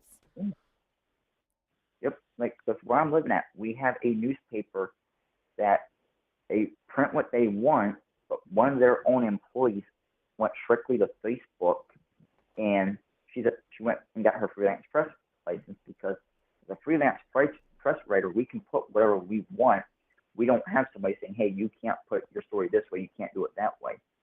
So like one day she posted something, it's like the newspaper company that she works for, and everybody knows who she works for. The story was listed one way, but you went on her Facebook page and it was completely different. I'm thinking to myself, how is this even possible? And then I started investigating and figure it out. I'm like, that's what we need. We need more people like that. We definitely. Okay, yeah, it may have been listed this way to the news, to the public, where everybody sees it, but if you follow my Facebook page, you're now seeing what the real story really is, what happened word for word. So it's basically like most people say, it's like the telephone game. It starts out as one thing, but by the time it hits the end, it's completely different. Right. What disappoints me with this whole thing is being over the road, not naming any media sources directly, but this is a huge story. With truck drivers are not getting the coverage that they deserve in the media. They're storming on Washington and raining down on Washington, I think is what it was called. And they show a clip, maybe 30 seconds, of the trucks honking their horn. Yes, the truckers are pissed because of freight rates. They honk their horn. They go to the next story. I mean, even with us, you know, in a lot of cases here, we're out there trying to do something and rally the people and stand up for the American truck driver to say, we're not going to forget you. We're raising our voice. And where's the news? And you know how I feel about it? If the news isn't going to cover this, I am. Like, I'm going to blast it all over social media. I'm going to let this country know what the hell the truck driver's going through.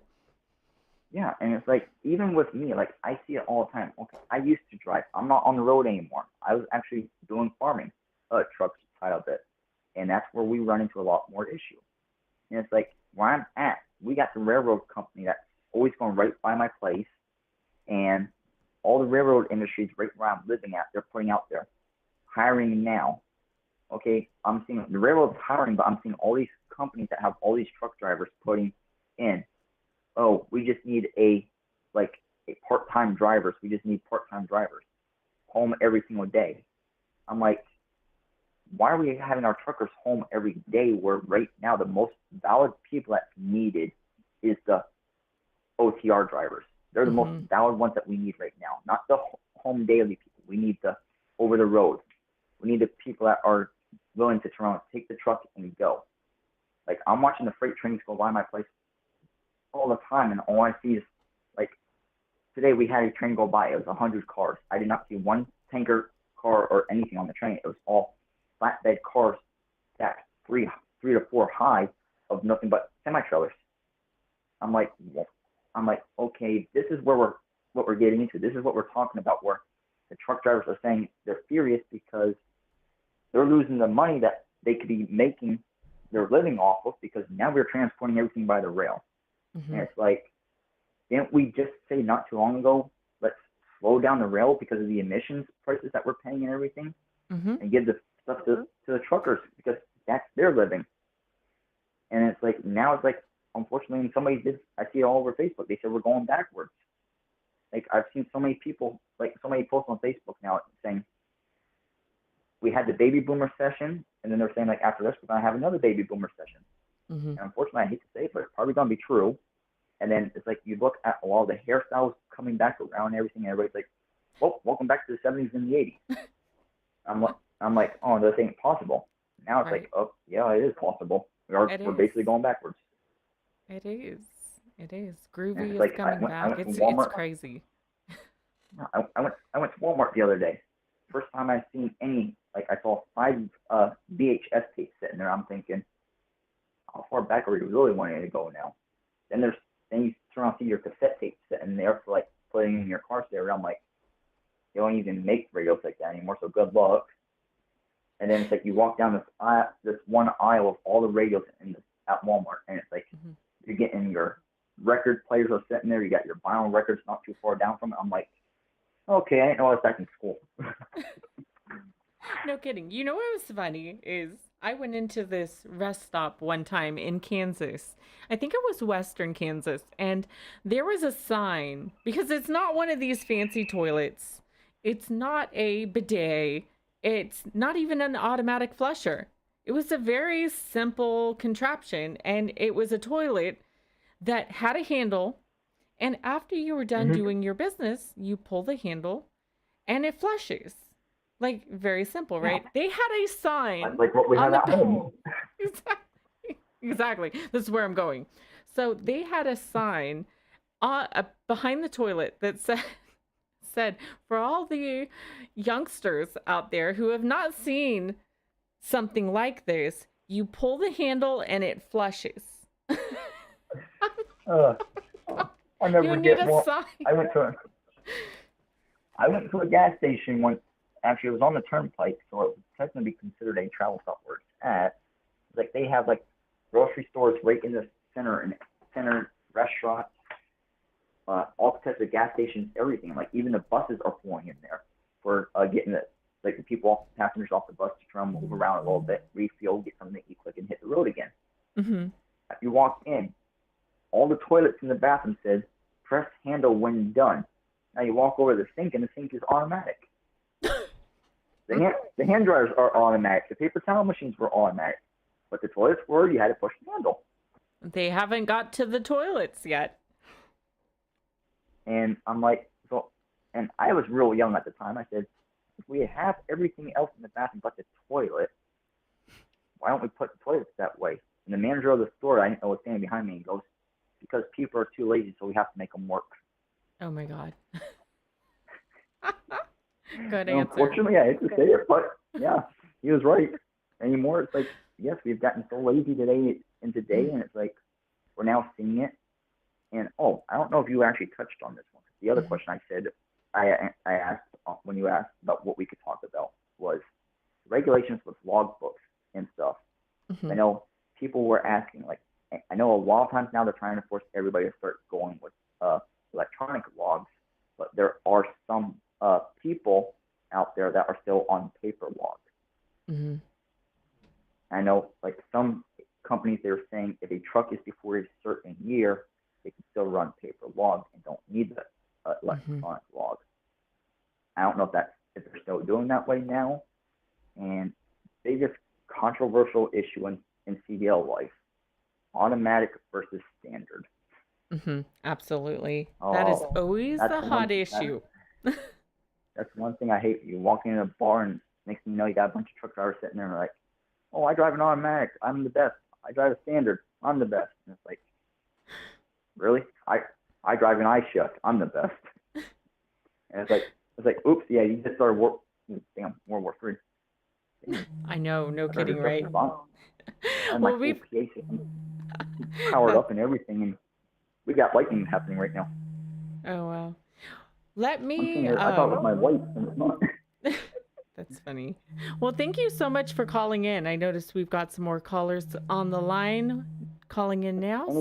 Anytime, and when you get a chance, actually get a hold of me personally, and I think we might be able to work something out where you can do a satellite link system, where you can actually have somebody helping you run everything from a different location, like your sound quality and everything, without even being in the same area as you. That would be awesome. I'll get in touch with you. I gotta look back in to figure out how to do that, because I know people that I used to work with in the past. One person would be in California, another one in Florida, and he'd be basically doing the sound and everything for the guy's channel. Okay. That would be incredible. So it's nice talking to you. I definitely you too, Brittany, and God bless you, and you be safe out there. Keep doing what you do. Same to you. God bless. Bye. Bye-bye. Okay, we've got another caller calling in, and I think I may know who this is, but if you're holding on the line, just wait another second and I will get this answered. You know what's funny? Okay, so I'll show you guys. I have two phones that get relayed. If Google Voice doesn't answer the first one, it gets transferred to the cell phone. Unfortunately, if I answer on the cell phone, you guys won't be able to hear the audio. And if I put it on speaker, we'll get a weird feedback and Jake gets involved and it just gets complicated. We're going to have have counseling if that happens. So let me try to call back our caller. I believe they're out of Texas. Here we go.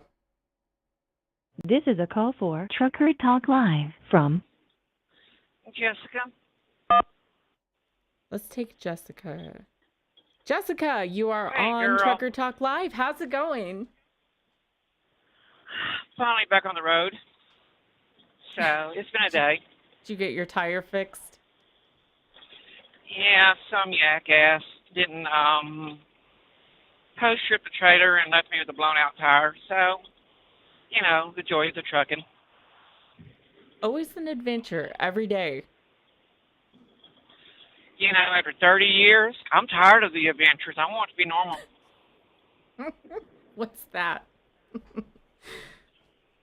Yeah. You know, I mean, I just want a simple day.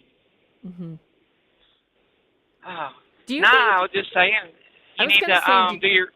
I was going to say, do you think you would be happy with a simple day after? I know I would initially, but after some time, I don't know if I could take simple. Like, it would probably drive me crazy. I would sit at home and go, this is too complacent. I need something crazy. Well, I will admit, I hate going home because I do go stir crazy at home. But I would just like one day without something going on, you know? Just easy road traffic, just simple. No kidding. That's all I would ask for. That would be the perfect day. I agree completely. You need a break. You can't have it crazy all the time. And unfortunately, many times for the American truck driver, it is. Yep. What I was messaging you, you ought to head over to D.C. if you're able to do your podcast on remotely. and do your podcast from DC, because I guarantee you'll get a lot of truckers wanting to talk to you. Mm-hmm. Right now, I think we have close to 200, if not more than 200 trucks at DC right now. Oh, wow. And so they finally let us move back onto Constitution Avenue. Mm-hmm. And, yeah, if anybody hasn't read the article yet, look up an article called 11 Days in D.C. This was a young reporter. He's a freelance reporter. And he just happened to be in D.C. He showed up, started talking to some of the drivers, and all he had was just a pen and pad. And he goes, do you mind if I interview y'all, Mm-hmm. about what's going on? And he did a wonderful article about what's going on with the brokers and all that right now. And it is really getting a lot of views and a lot of shares. Okay, 11 And days so- in DC. I'm seeing if I can look that up as well. So the drivers are still up there. Because, see, the last I saw was the rain on Washington, where all the trucks lined up in front of the White House.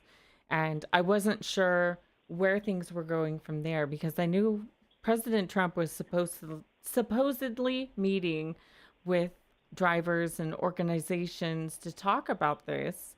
But I was wondering if it Yeah. was going anywhere or if we were making progress.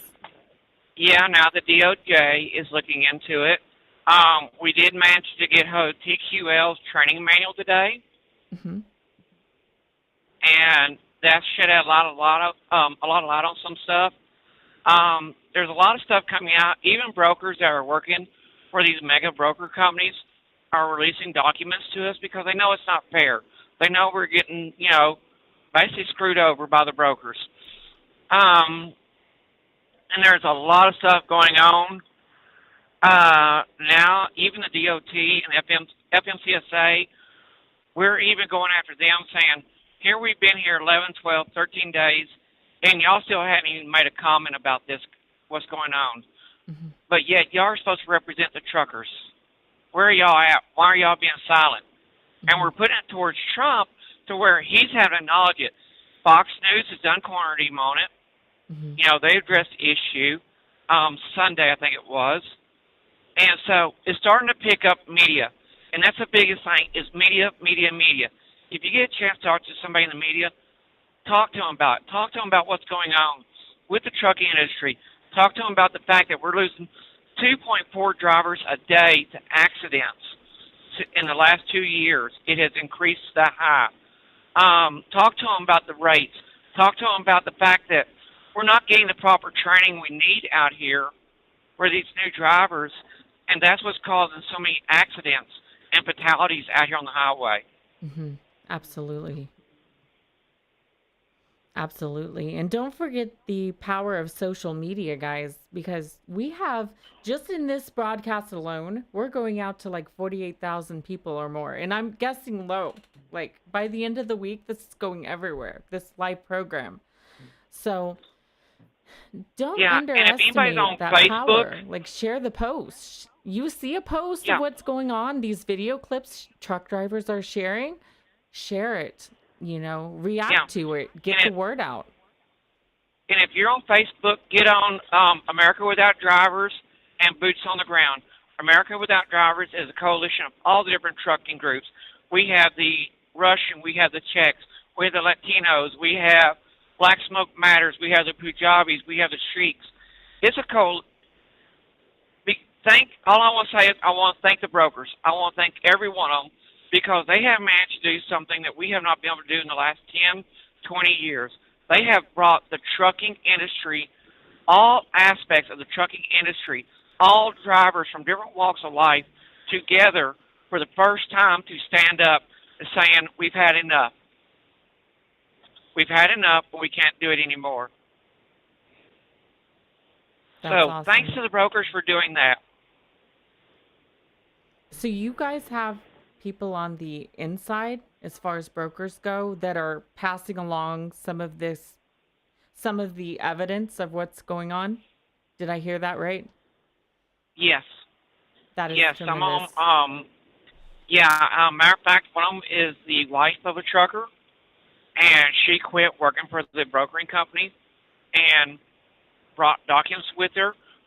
We have several brokers that are, people that work within the brokering company that are coming out and giving us documents. That's how we ever get the TQL training manual. We're getting a lot of stuff, and we're presenting it to the Department of Justice. Right now, if you request to see what that load fully pays from a broker, and that means what the broker got paid and you and everything else, the whole agreement between the broker and the shipper and receiver, if you request it according to government law, you're allowed to do it, they're blacklisting that company. They will blacklist your company and not allow you to bid on any more freight. That is and insane. So these brokers are trying to fight back. They're trying to fight back, but it's not working. Why isn't it working? Because we are finally joining together as one. We now have the farmers on board with us.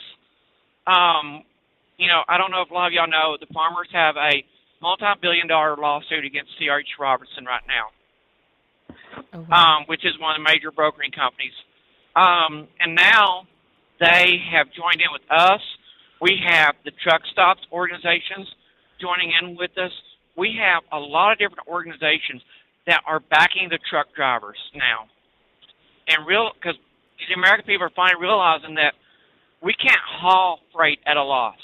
The only ones that are making money are the ones that have a contract. Well, we have found out recently a lot of drivers, a lot of owner-operators, they know they're getting ready to lose everything they have. So what they're doing is they're not paying their bills for like their e-logs, their insurance, things like that, and they're running as much freight as they can, as cheap as they can, because they already know they're going to lose their truck, and they run it until the DOT pulls their numbers or the bank comes and gets their trucks. That is so I sad. talked to a banker the other day, and he said an average of 30,000 trucks a week are getting repossessed. Oh, my God. That is... Where is this on the news? You don't hear any of this. Well, and that's what I say. We need our truckers to get to social media. We need them to call news stations. We need them to call newspapers. Write letters to editors. If you're on Twitter, blast Trump, blast POTUS.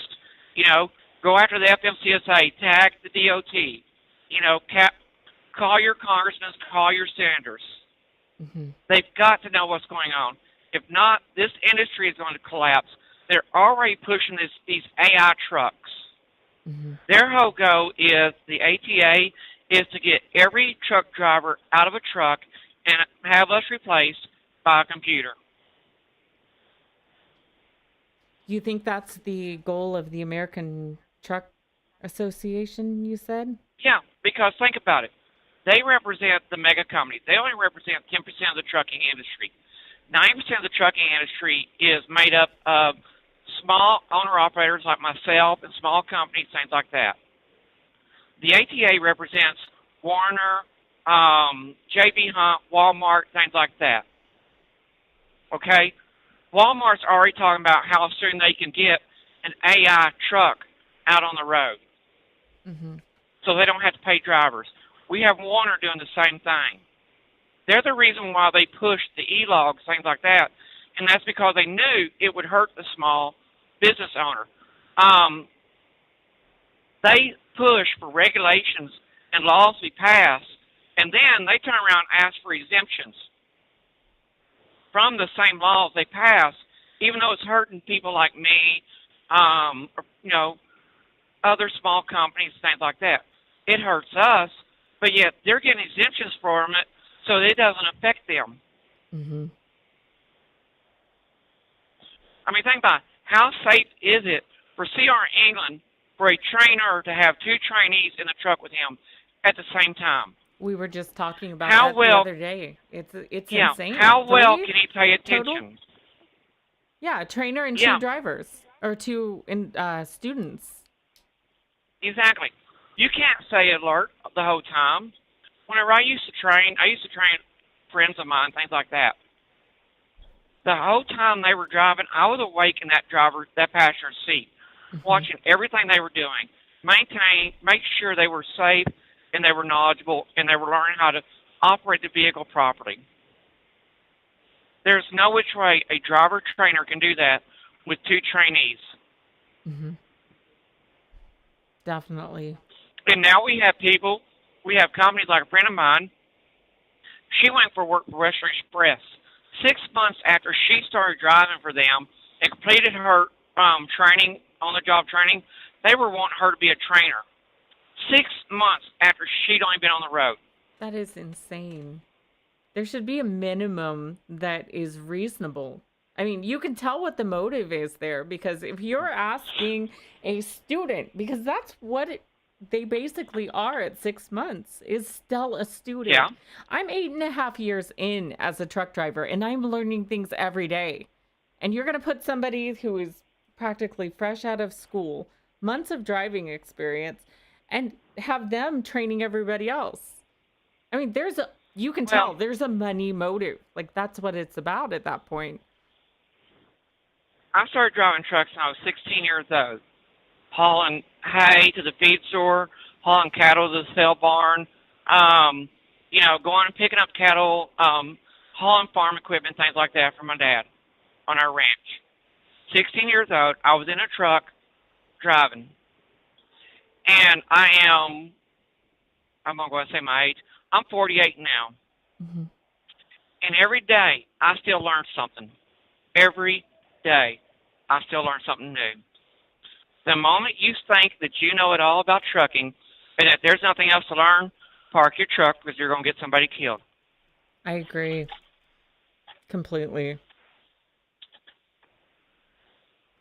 So how long do you think it's going to take for full AI to be taking over the industry? Because I would think there would be a lot of regulation to get through.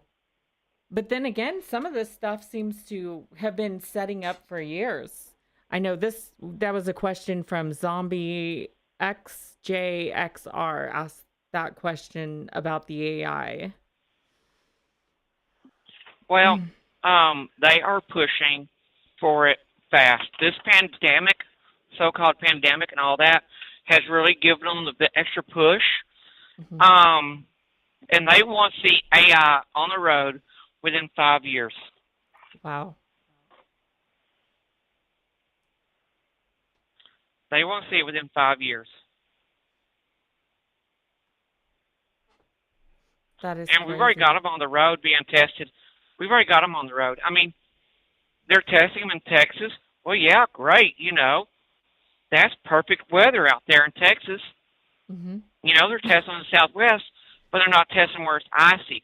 They haven't tested whenever a hurricane or a tornado's coming through, things like that. Mm-hmm. Absolutely. And here's the thing that I wonder is what happens, like the caller earlier, Paul Martin, who was in Kingdom City, Missouri. He just had a turkey vulture go into his windshield. What happens when you have a turkey vulture take out like 3-4 of those dang sensors for the AI truck? Like, is it going to just go wrecking all over the highway? No, it shuts down right where it's at in the middle of the road. Oh, God. And impedes the road. That's crazy.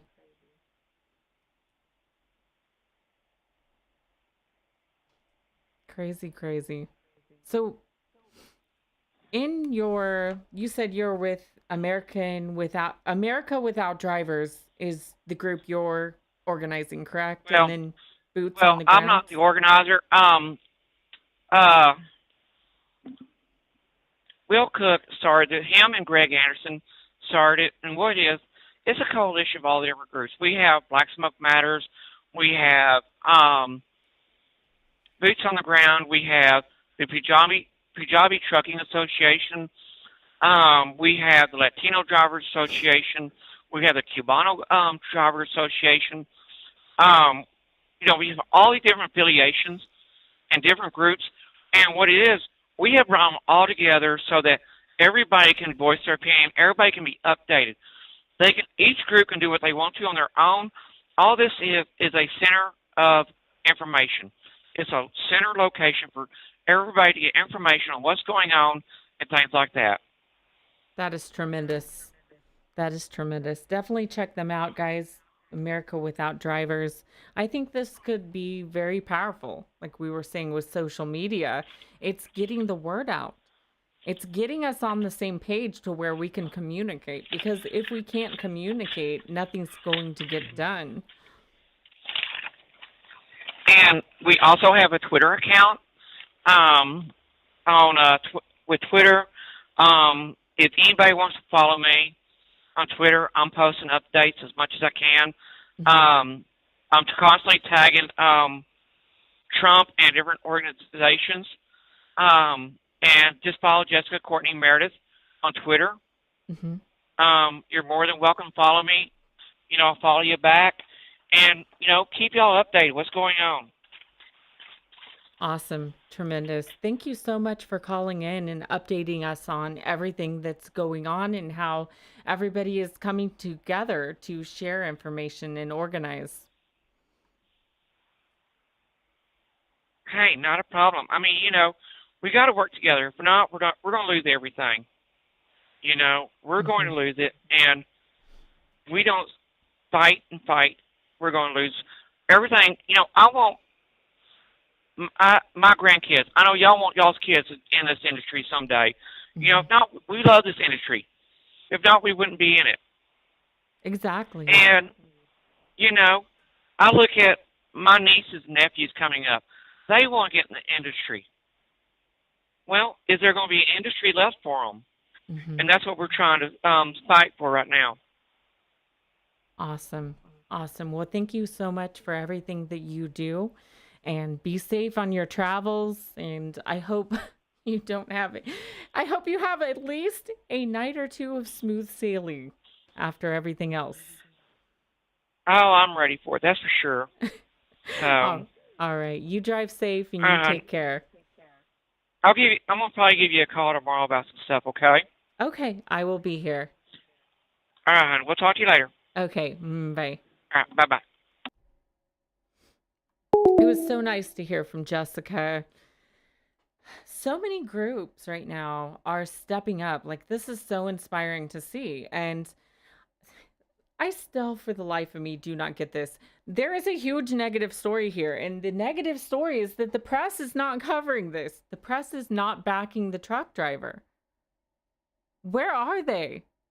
We hear, Jessica said, 30,000 some odd trucks are being repossessed. Where's the story? Where's the story on the lawsuit, apparently against C.H. Robertson, if I wrote that down correctly? Where's the news? Where's the press? We're being ignored. And the thing is, I feel like we're in a revolutionary war in the transportation industry. And that revolution is we're sick and tired of being run over. And the thing is, like, when I make a statement about, things, fake news, for instance, I'm not saying vote Trump. I'm not saying don't vote Trump. I'm not being political here. But come on, we need coverage. We need to talk about these things, and we're stepping up. Let's take another caller real fast. This is a call for Trucker Talk Live from Jason Bauman. To accept this call, press 1. Hey, Jason, you are on Trucker Talk Live. How's it going? It's going pretty good. How are you? I am doing as good as can be. So at least we have some positive news in the midst of this craziness. Yes. Well, I haven't had a chance to really get into the media much because of the way that things have been in the last week since I talked to you. But I have noticed that our company is normally running hard and has been when a lot of other companies weren't. But I noticed that now our loads are being separated to where we're not getting the miles that we were. We're not going as far as we were. And it's concerning me. And I'm going to stick with the company because I'm ride or die. And I just got off the phone with one of my friends. Let me turn this down because it's lag by the time it gets to my truck. But anyway, So I just got off the phone with him, and he was talking about being concerned about his job, and I told him that I had thought about the same thing, and you know, a lot of good things have been happening. I just got the driver of the month I was telling you last week, I remember. and so that made me feel a little bit better, but it's still concerning because none of us are above when things go wrong. You know, we're all going to get it eventually if things go wrong. And I mean, I don't sit and think about these things and dwell on them. I think positive, and my company, everybody that I talk to, is still positive. We're going to make it through this. And that's what we do. We love the industry. We love the people in the industry. We love the people on the roads and the people that we're delivering these products to. And I just hope that people listen to these drivers and what they have to say. I saw just now a driver for a company. The company decided that they weren't going to pay right now because of the situation they were in, and I don't know what the situation was, but the company owner wasn't paying. So there's a Volvo just like yours, but it's white with a trailer on it, rolled right up on the owner's Ferrari. He drove it up on top of it and then got out of the truck and left it. Oh my God. That's crazy. Yes. I have not seen that. I'm going to have to look for that. That's crazy. I just shared it on my Facebook, but yeah, I mean, I won't do that. I've gotten to where I'm not even angry anymore when things like that happen, and you have to learn to deal with yourself. But I guess there are people out there who are willing to do whatever it takes to get the message across. I guess so. They got pretty dedicated. That definitely makes a statement. God, it's crazy. Right. It's funny though. I mean, we're also frustrated and worried. Yeah, and I mean, our lives are at stake, really. And I can't imagine what it's like for the people at home that are out of work. There's a lot of them, you know, and they're frustrated and want to get back to work. Definitely. But it's not going to get better. Well, one thing about it, if you look around, we're protesting, we're talking, we're communicating, and we all have different ways of doing it, but we're all out here doing what it takes to get people's attention. So whether it happens all at one time or it's over a period of time, I have a feeling eventually people are going to start listening to truck drivers and paying attention to us and not think it's so negative. But I love everybody. I got a phone call, and I'll get off here, but it was nice talking to you guys, and God bless you. Take care.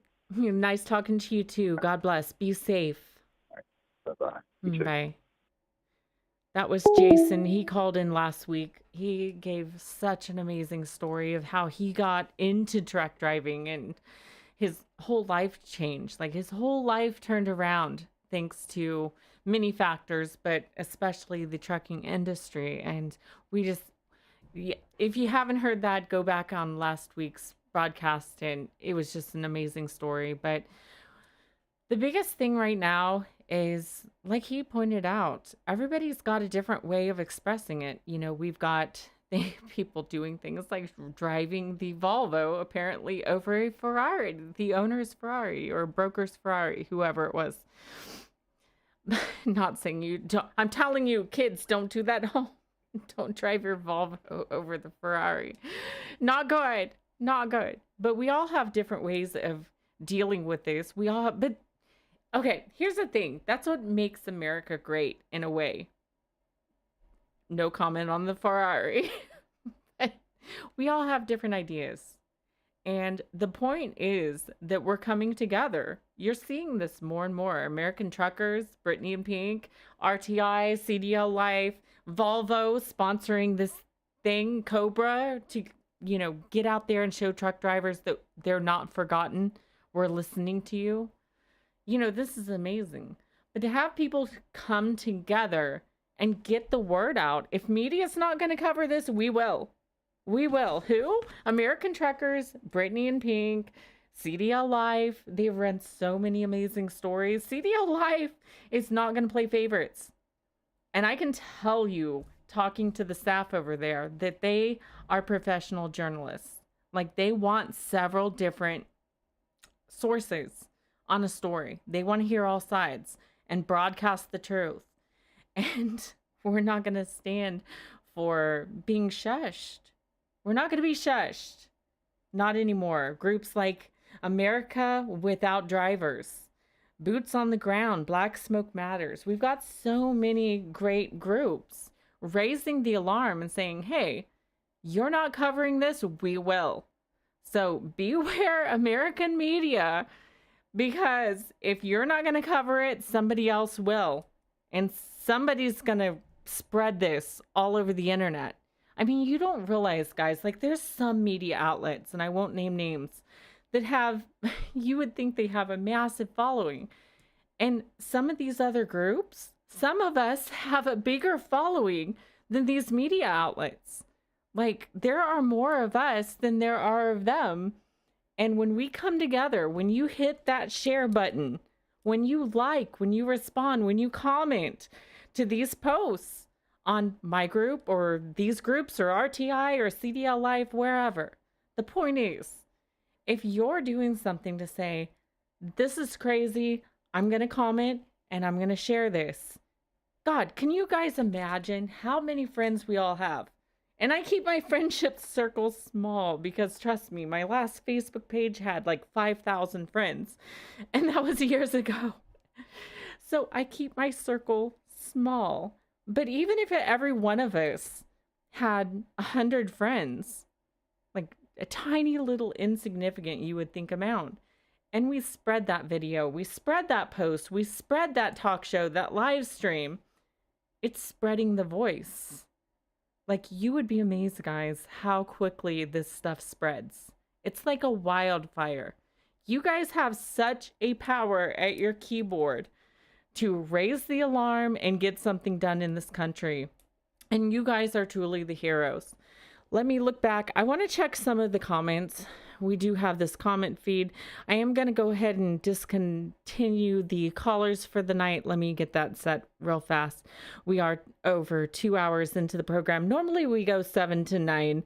I did want to hold it over a little bit to take some of those last callers. Let me hit do not disturb here. But I wanted to check the comments.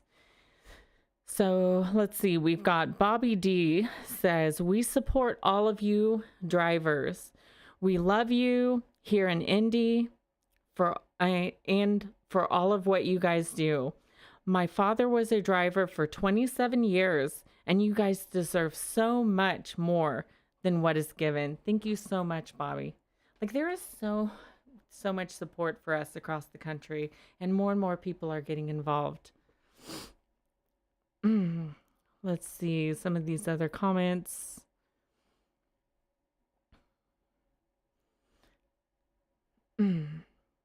Heck, with some of these, heck, with all of the divorces happening over the last 30 years, you know, people don't know how to communicate. Yeah, no kidding. No kidding. But people know how to hit a button. Somebody from Clearwater, Florida. Shout out to Beef 99 watching in Clearwater, Florida. See, the thing is, like, it amazes me. I have to pinch myself because I'm one person. I started a YouTube channel. I started with 1 subscriber. And now look, we have multiple platforms. We're connecting with groups all across the country. And the biggest thing is we're not sponsor sellouts. We're providing a platform to give people a voice, to give you a voice. And one thing that everybody can do is hit the share button, hit the like button, hit the comments, spread the word all over the place. Like, there's so much power in that to change a nation. Because the biggest thing is to get the discussion going. It's to get it in front of the right people and pressure the media, pressure the government to take action. Do we have all the answers? No. But we need to be talking about this. We need to be getting together as a country. We need to be having discussions. Where the hell is everybody?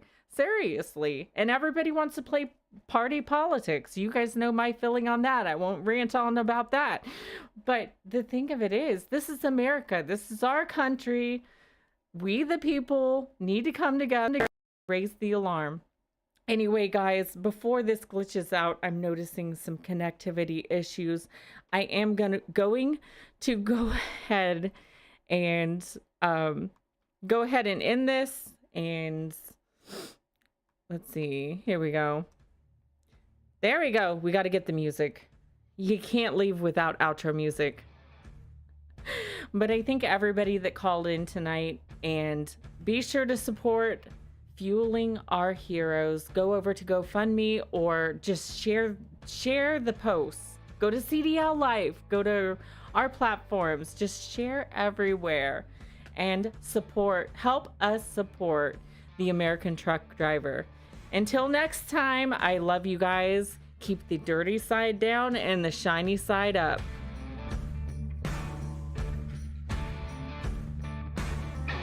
You've been listening to Trucker Talk Live with Brittany Richardson. Be sure to follow her at American Truckers on YouTube and Brittany and Pink on Facebook. Until next time, be safe out there and keep it between the lines.